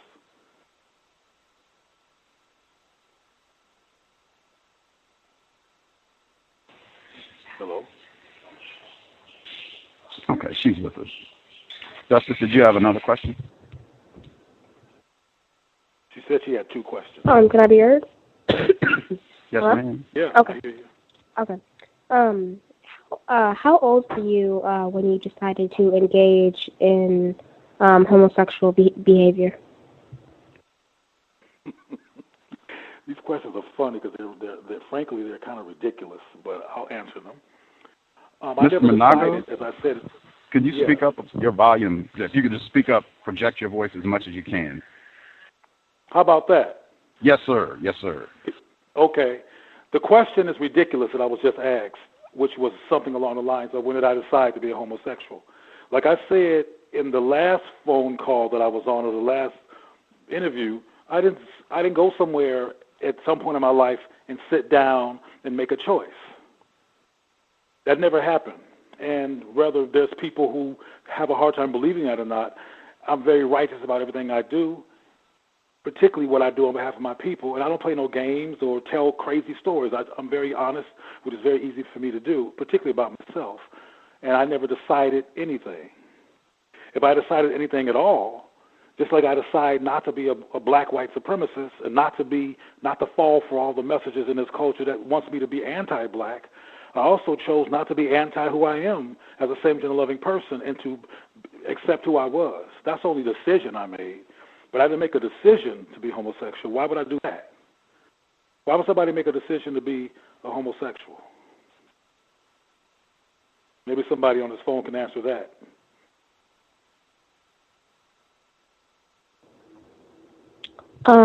Now, I can tell you, regardless of, go on, I'm sorry. All I wanted to know was just how old were you when you first engaged in homosexual behavior? That's all I wanted to know. I was 20. But let me make something clear, since you don't know me. Long before I ever got involved in intimacy with another person of the same sex, I knew clearly that I was same-gender loving. I've always known. But I've always been a romantic. I've always wanted to wait till I was in a committed situation before I was intimate, which is what I did, and it took me 20 years to finally do that. But I'm the oldest child, and my sisters, who lived as heterosexual, were intimate sexually before I was, and I was the oldest child because I chose and wanted to make sure that when I did become intimate with somebody, it was in the context of a relationship. And that didn't happen until I was 20. But I knew my fantasies, my urges, my sexuality, how I felt in terms of love and romance, as far back as 9 years old or so. I had those kind of feelings and focus in terms of how and who I loved. But in terms of actual physical activity, it didn't occur until I was almost 19, 20, something like that.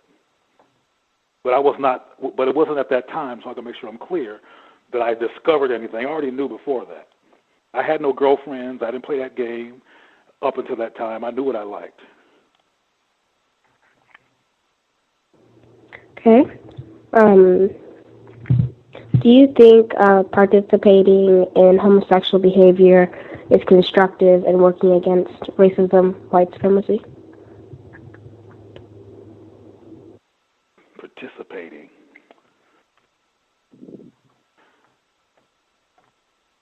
That's a strange question too. But no, I don't think I can speak for myself. I am a counter-white supremacist. I am a pro-constructive behaviorist, if you will, among black people in particular. So I know that I'm not involved in any kind of behavior that's pro-white supremacy. As a matter of fact, much of my life is dedicated to countering the impact of white supremacy, particularly on black people. So I can't speak for nobody else. But I do know that both heterosexuality as well as homosexuality can both be misused. That's why I mentioned earlier in a previous call about all the babies that are being born who are thrown away and who wind up in foster care. They came through a heterosexual interaction, and now they're suffering because the heterosexuals who produced them did not have what it takes to really be a responsible person that produced children called a so-called parent. And that's an abuse of sexuality. It's a reduce of the capacity. It's an abuse of the capacity to reproduce. So sexuality, heterosexual and homosexual, can likely be used as a tool for white supremacy and against black productivity. But again, I bring up both sexualities, so we would artificially put homosexuality in some kind of false category of being particularly detrimental, because what makes sexuality detrimental is the person behind the sexuality, not what their sexuality is. Because anything can be abused.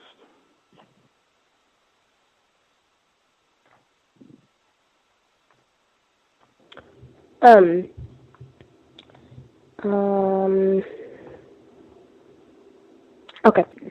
What do you think it will take for racism, white supremacy to be eliminated? Well, differently from Mr. Fuller, though I agree with much of what he says I think is true and I agree with. He says that his focus is on white supremacy. My focus is on black internalized white supremacy. And I think what's going to take to counter the power of white supremacy on black people is work like what Mr. Fuller does, along with work with black people to engage us around coming out of the white supremacy trauma trance and waking up and becoming critical thinkers as we navigate through this poison, and that we teach all black people to be honest about the fact that we're at high risk to be internalized white supremacists because it's everywhere and it's saturating the whole landscape, every part of our being, all 9 areas, if you want to use Mr. Fuller's perspective. And we need to bring to consciousness everybody in our family, everybody who we love, everybody that we interact with, that we are at a high risk and that we're contaminated. But along with talking about the contamination, we cannot have black people feeling bad about being contaminated and inferior. We have to let them know that we were in the firing line of an evil agenda and be honest about that and be realistic and aware of that so we can walk out of it instead of recreating it and producing it on a daily basis toward each other. We have to become critical thinkers and learn and teach each other to be real clear about codes such as those that both Dr. Francis Cress Welsing as well as Mr. Fuller raises. We need to honor those codes, and we also need to honor the idea of being a critical thinker in a white supremacist landscape, as I said before, and staying awake to that instead of just being distracted through white-faced Christianity and religion, which is one of the biggest wars on us, is that religious war that has us praying to a white God and making self-hate a ritual.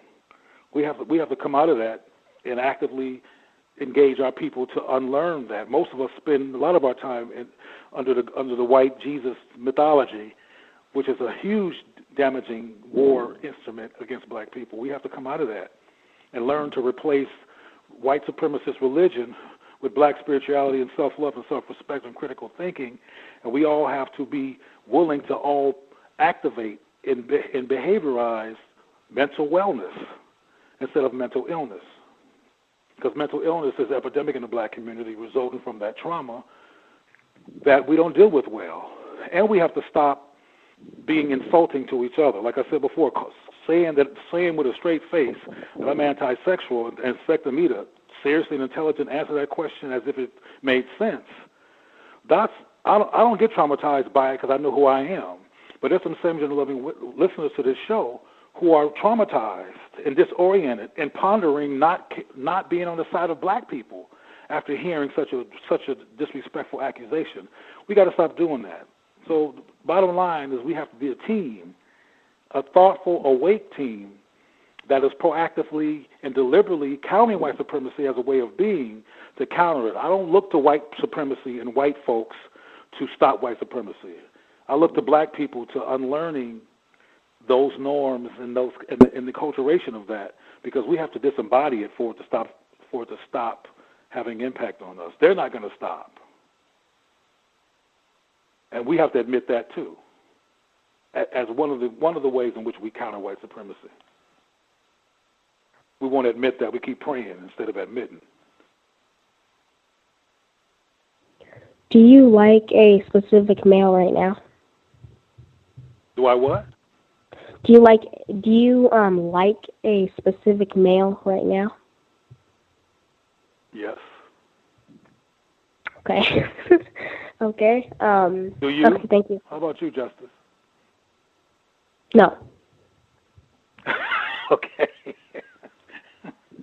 All right. Okay. How did you conclude that homosexual behavior existed on the continent of Africa long before the the arrival of white people? Well, there's two sources. That one is a deduction, and one is based on investigation. The deduction is that I'm an African person of African descent, a pro-black black human being who was born on planet Earth, who came into being and wound up being a same-gender-loving person without me making any choice in that. And I remember I've never been high or drunk in my entire life or intoxicated in my entire born days. I've been here fully awake and fully aware the whole time, and did nothing happen to me with white folks' face on it or whatever that came into my life, into my spirit, that made me change from liking women to liking men. That didn't happen. I've been here. I've never been drunk or high at all. I've been right here, fully conscious. And I know what my experience is. So I exist. So that I exist as a person of African descent, so-called, and so-called black, as a human being in this on planet Earth, I can't be the only one. Now, interestingly enough, when I was a young child, I thought I was the only one because I didn't know any other same-gender loving people, because we know there were not places where we could actually know where each other existed. So I thought I was the only one. But of course, since then, I've learned that homosexuals preceded my birth in America and all over the world. I've been to Africa, Ghana, Kenya, Azania, or so-called South Africa, Uganda. I know about Kabaka Mwanga, who I mentioned to you guys in the last show, who was a same-gender or bisexual king who fought against colonialism, and he was the last king to fight against colonialism in what's now called Uganda. That was called Buganda. I've seen relics on the continent that clearly show two people of the same gender loving each other based on their symbology. So I've done some research and learned about what exists on this earth that proves the existence of same-gender love among Africans, but I also know that based on my own existence that we exist, because here I am. And of course, I know several legions of other same-gender loving black people throughout the diaspora that I've met beyond myself, and we're here, and we've always been here. Just like I'm pretty sure that people were short, tall, had beards, were smooth, did all kinds of stuff on the continent because there was human beings there. Human beings are capable of all kinds of things and all kinds of ways of being. Mr. Fuller referenced nature earlier in this interview. He referenced insects. Not that I think insects are a great example of anything in particular, but he raised insects, and there's all kinds of insects that are bisexual. I mean, there's all kinds of insects and mammals who spend most of their time with people of the same gender, and all of their intimacy until it's time for reproduction. All of their intimacy and sexual behavior occurs within same gender. I mean, it's not unusual at all. It's a part of what human beings and what mammals and living creatures do.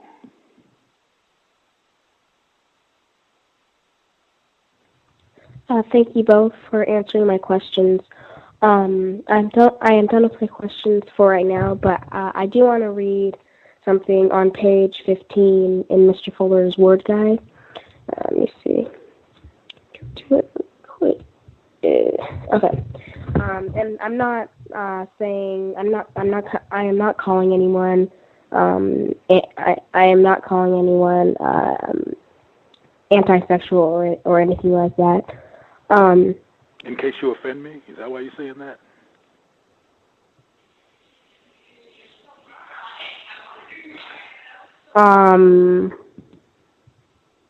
Yeah, I guess. Yeah, I guess. Okay, well, thank you. Thank you, Jeff. Okay, yeah, so it says on page... I was just saying it won't stop me from being offended if it's offensive, but thank you for that warning. Okay.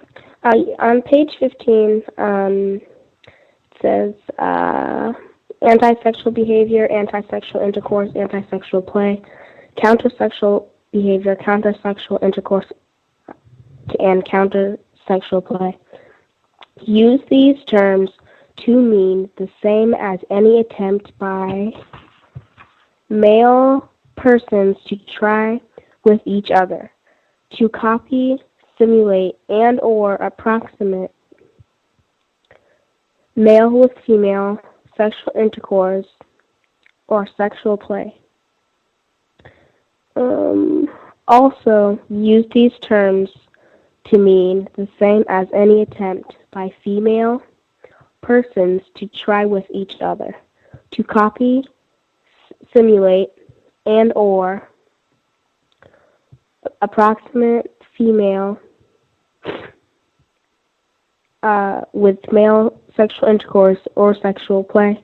Use these terms in place of and or to mean the same as homosexual behavior and or lesbian behavior.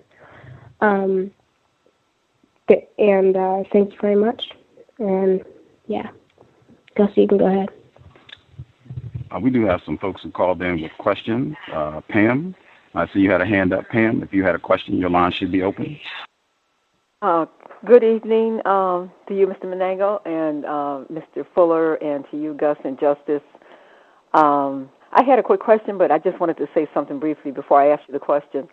I just wanted to say I consider you my brother and a victim of white supremacy the same as I am. And secondly, I'm not opposed to you. I am opposed to the behavior and the practice of homosexuality, and I make a distinction between the human person and the behavior. The same way I'm opposed to a black person having sex with a white person. I'm not opposed to that person. I'm not denying their humanity. I'm not denying their intelligence or wishing them any harm. I'm opposed to their behavior. So I just wanted to say that because I no intention of disrespecting you in any shape, form, or fashion, but I am opposed to the practice of behavior. Okay. Right, and I want to say, because I got to respond to that regardless of your intention to not be disrespectful and to not be dismissive, etc., it is dismissive and it is disrespectful and it is misinformed. But I appreciate you saying that, but it doesn't change the fact that you saying that you don't agree with the behavior, but you support the person. Well, that's like saying, I don't agree with that you are a human being, but I don't want you to do what you do. And hey, I'm a human being, and I am what I am, and it's all connected. Just like in your case, I would assume if you're heterosexual, that your heterosexuality influences your lens and who you are, and it's intrinsically a part of who you are. It's not like your shoes that you take off and put on. And my sexuality and my way of loving is not like something I take off and put on either. It's who I am. It's part of who I am. It's not all that I am at all. I mean, that's more to me than that. And the reason we're talking about this issue with so much focus is because Gus invited me to do so. I don't run around talking about homosexuality 24/7 at all. But I want you to know that I appreciate your attempt to be respectful while being dismissive. But it's well, I'm sorry. I'm sorry. Go ahead. That's it. I was going to say, I understand, and I do expect, I mean, your response is pretty much what I would expect, and I respect your response. Again, I consider homosexuality a behavior. I don't consider it a person. It's not an ethnicity. It's not a ethnic group. It is. Do you consider heterosexuality a behavior? We can agree to disagree, though. Okay.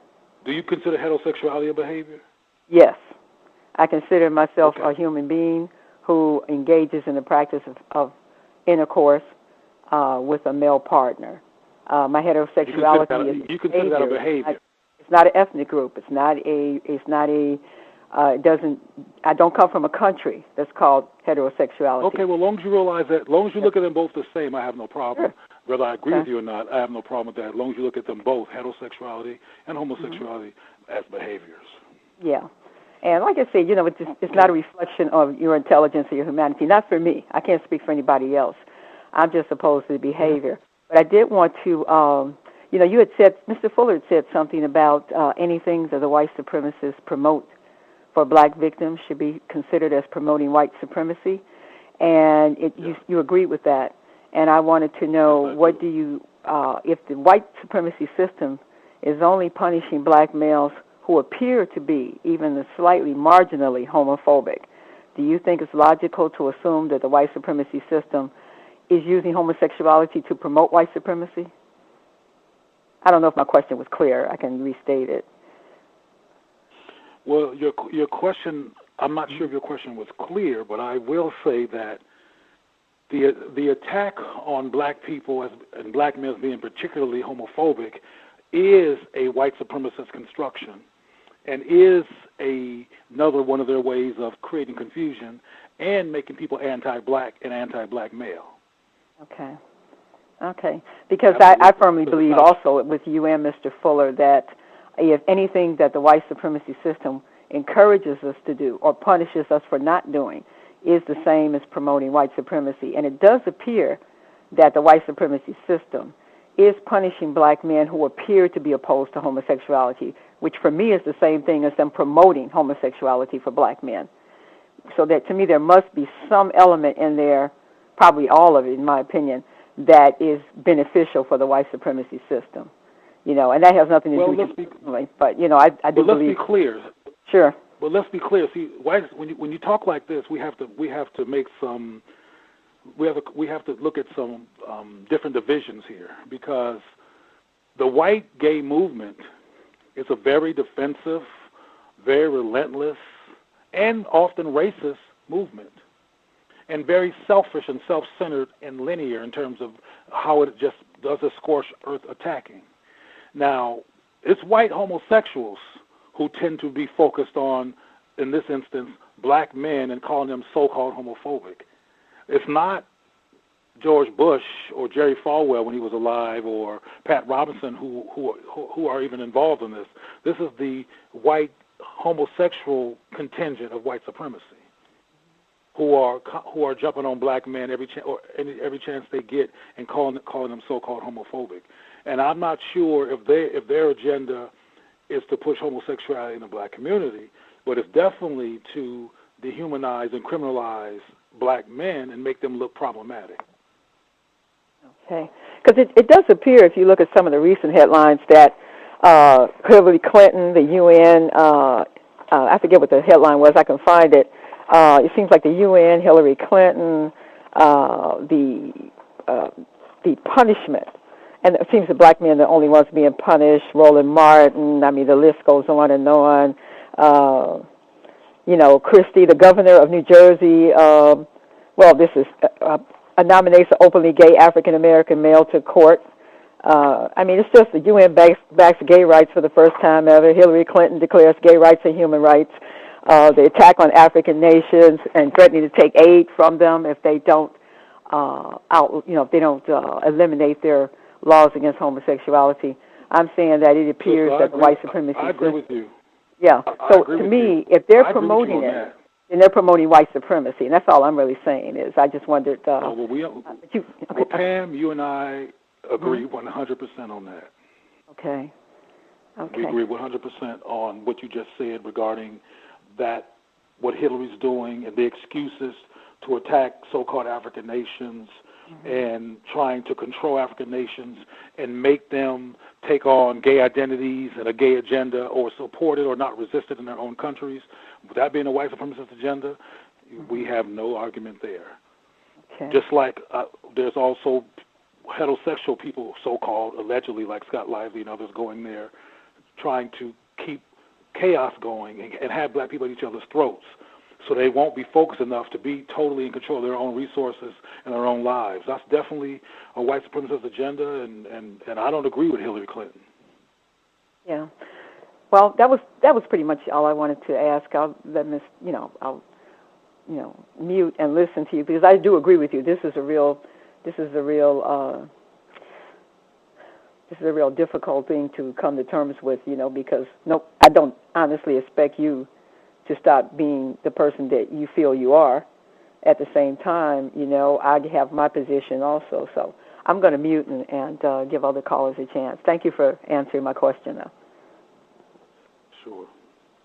But I will say while Gus is getting the next call, I really still suggest that we try to find a way to rationally engage each other and teach each other how to be advocates for black power and black mental health and the building of black communities, and stop fighting ways that keeps us divided, that frankly are inspired by white supremacy. Because as I said in the last phone call, most of the anti-homosexual activity happening on the continent is coming right out of Protestant, Catholic, and other white religious perspectives. That's a fact. Robert Mugabe, etc. The two callers on the talk show line, I'll go in order. We don't really have time for a lot of comments, so if you just have a question, that would be best. It would be great to hear commentary from everyone, but we just don't have time for that. So just doing questions, if you can state your question briefly, and then we'll get a response from Mr. Fuller and Mr. Manago. Caller, I suspect in Brooklyn, your line should be open. Did you have a question for Mr. Fuller and or Mr. Manago? Yes, sir. Good evening, Gus, and good evening, Mr. Fuller and Mr. Manago. Thank you, everybody, for being on the call. It's a pleasure to speak with everyone. I picked up your book last year, Mr. Fuller, and I'm looking forward to getting the word guide soon. I wanted to inquire about, I guess both you could answer, is I find it very interesting the way that we miss the obvious.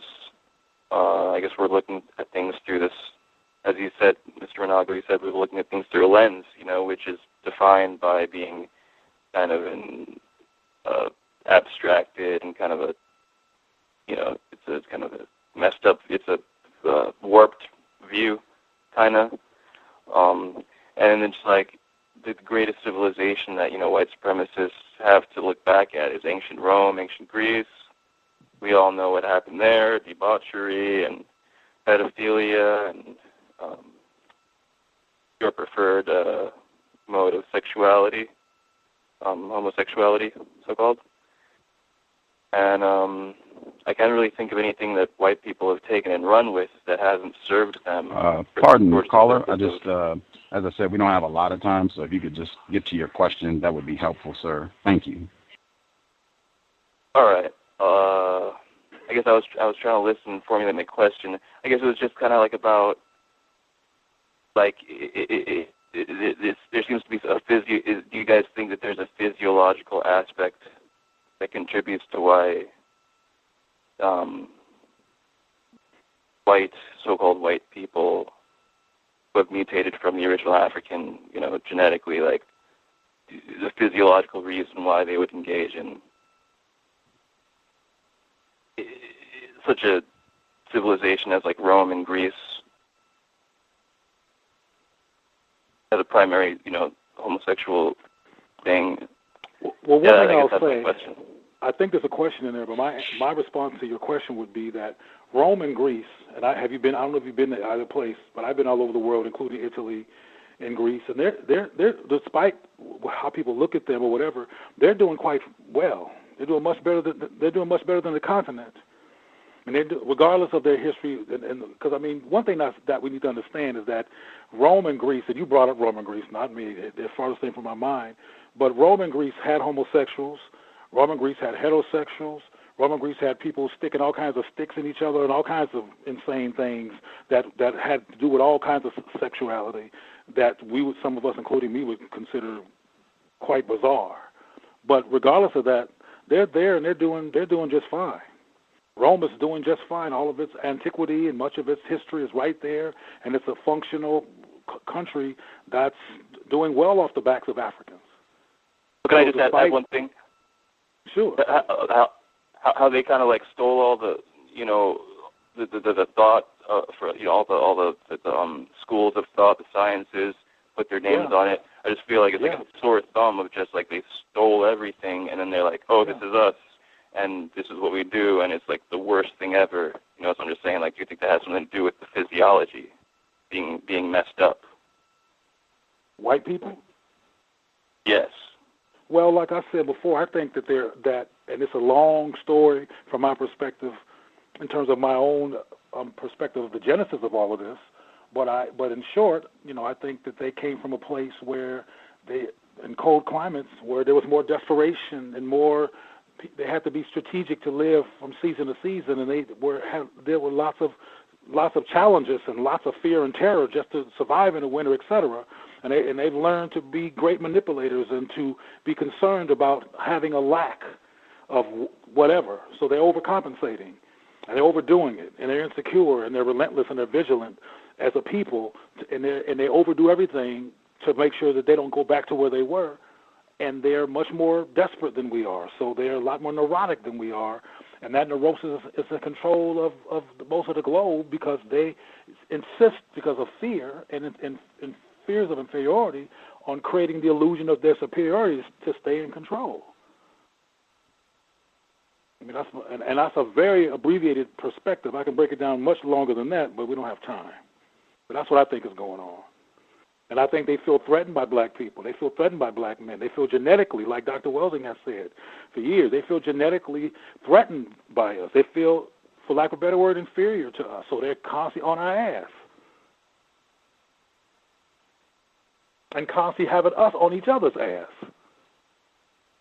Pardon the pun. Interesting.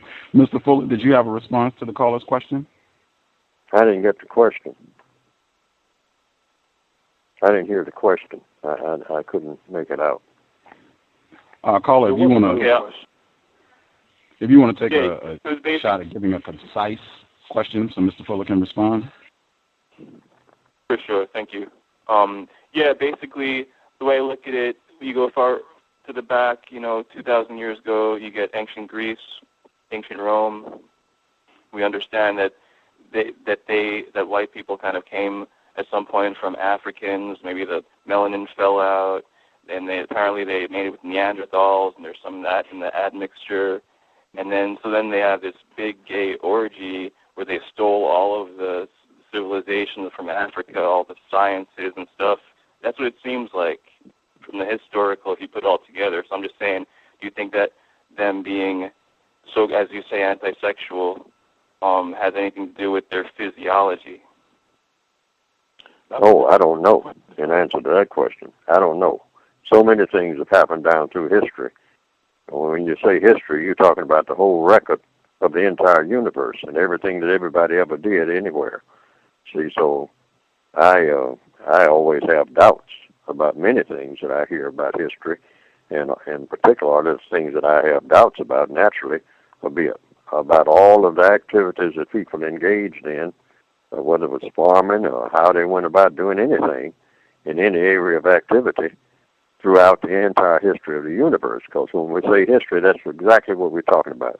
And we're just talking about not just one or two people here or there, one or two groups of people. We're talking about every individual. What every individual that ever was on this planet did during that entire individual's existence. That is when you say that you really know history.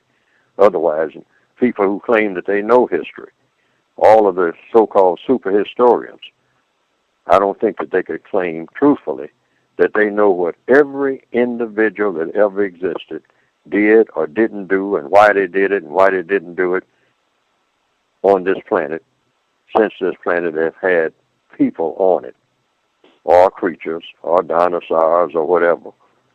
But within the context of what we're talking about, I will make this statement, in my judgment.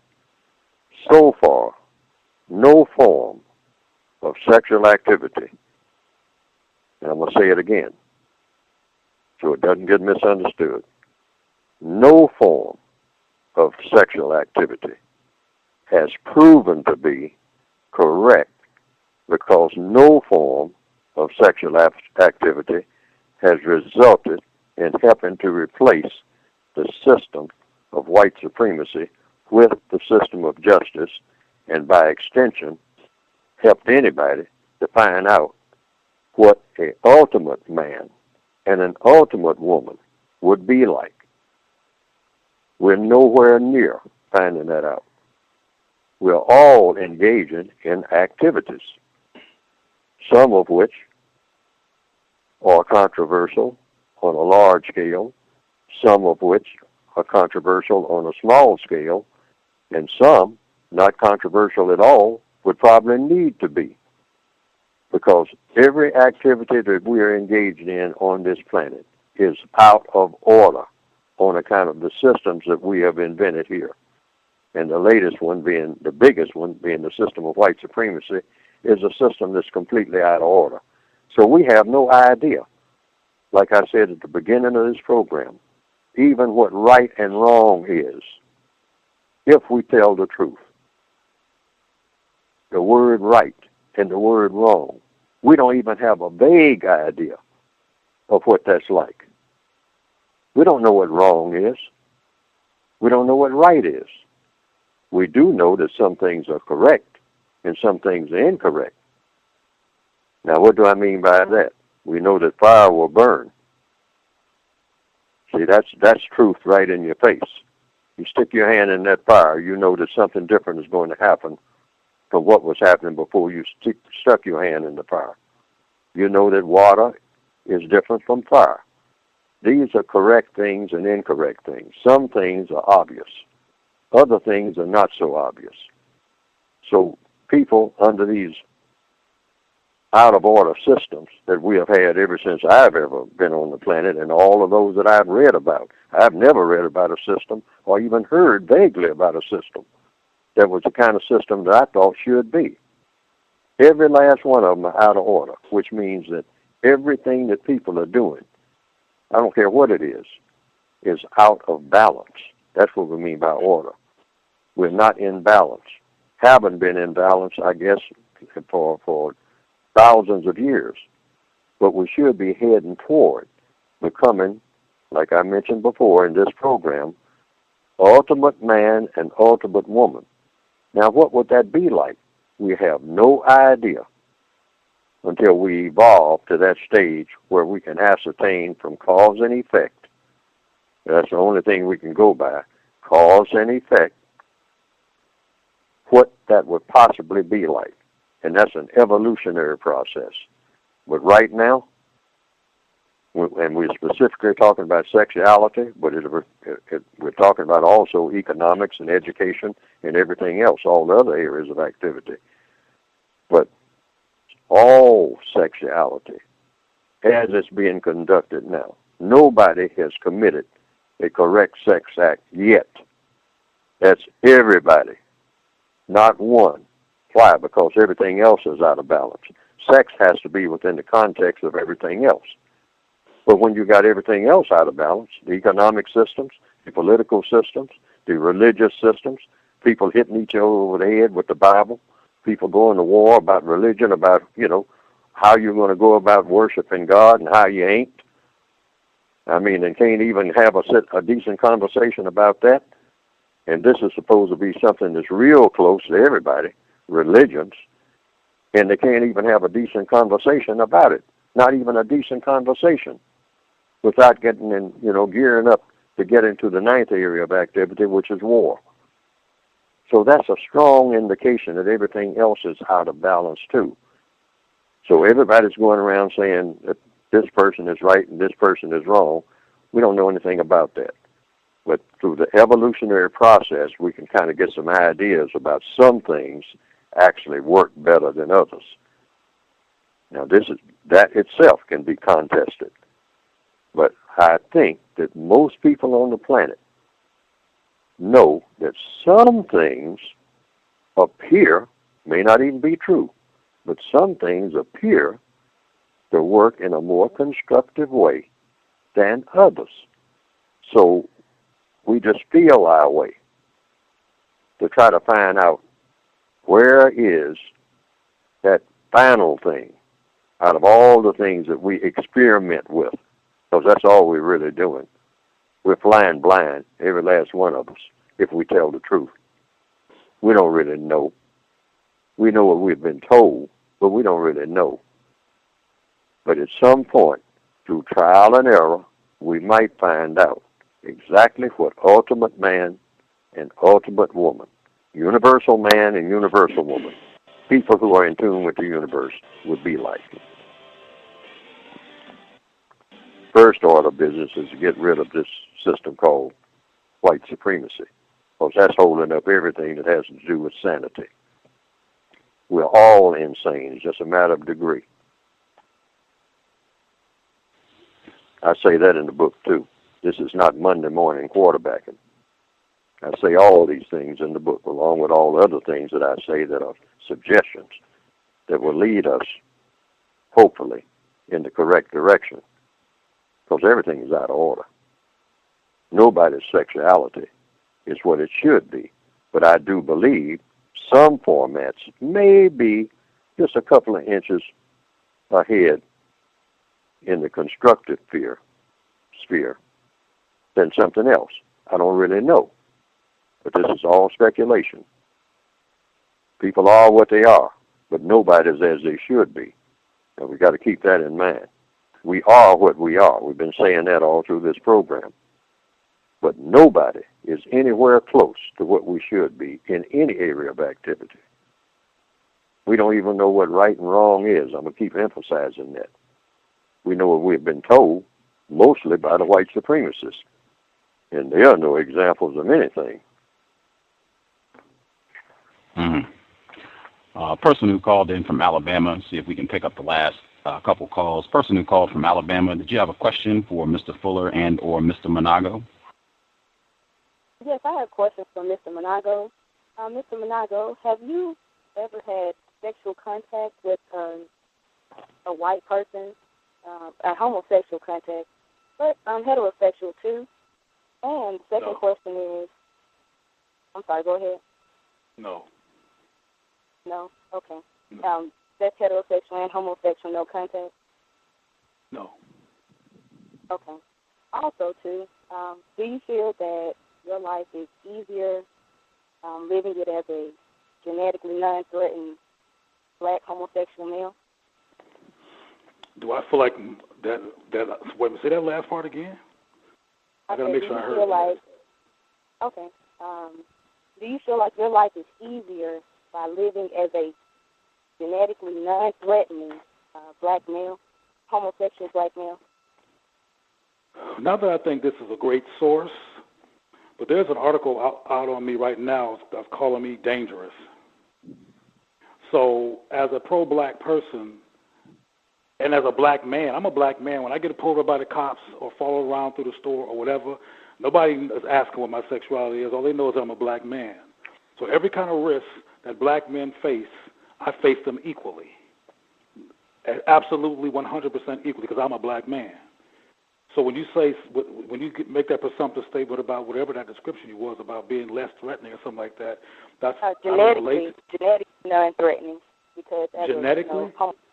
Yes, as a homosexual male, you don't reproduce. So, as Dr. Francis Chris Wilson said, you're genetically non-threatening to them because you're gay.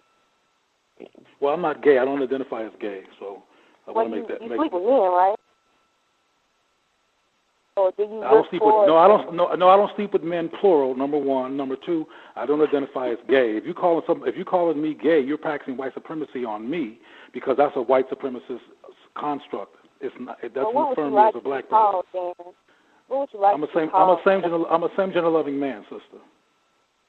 Oh, you're okay. Well, as a same gender loving man, men don't reproduce. So you're if I want to reproduce, I can reproduce. I know several same gender loving men with children. I know several heterosexual men who don't have children. I know several heterosexual men who wish they didn't have any children. I know several heterosexual men who should not have any children, who are making up all these babies in the foster homes. That's constructive to black people, and that helps white supremacy too. So but getting back to me, I don't have any kids yet. I might have some one day, but I haven't done that yet. Well, do you feel like your same-sex household will be a good environment to create a strong black family that would have the idea to combat? Well, sister, I bet you, every dime in your bank account that you know of several heterosexually ran homes that are destructive, that are ran by black heterosexuals. Right, as a result of the system of racism and white supremacy, we're all exactly.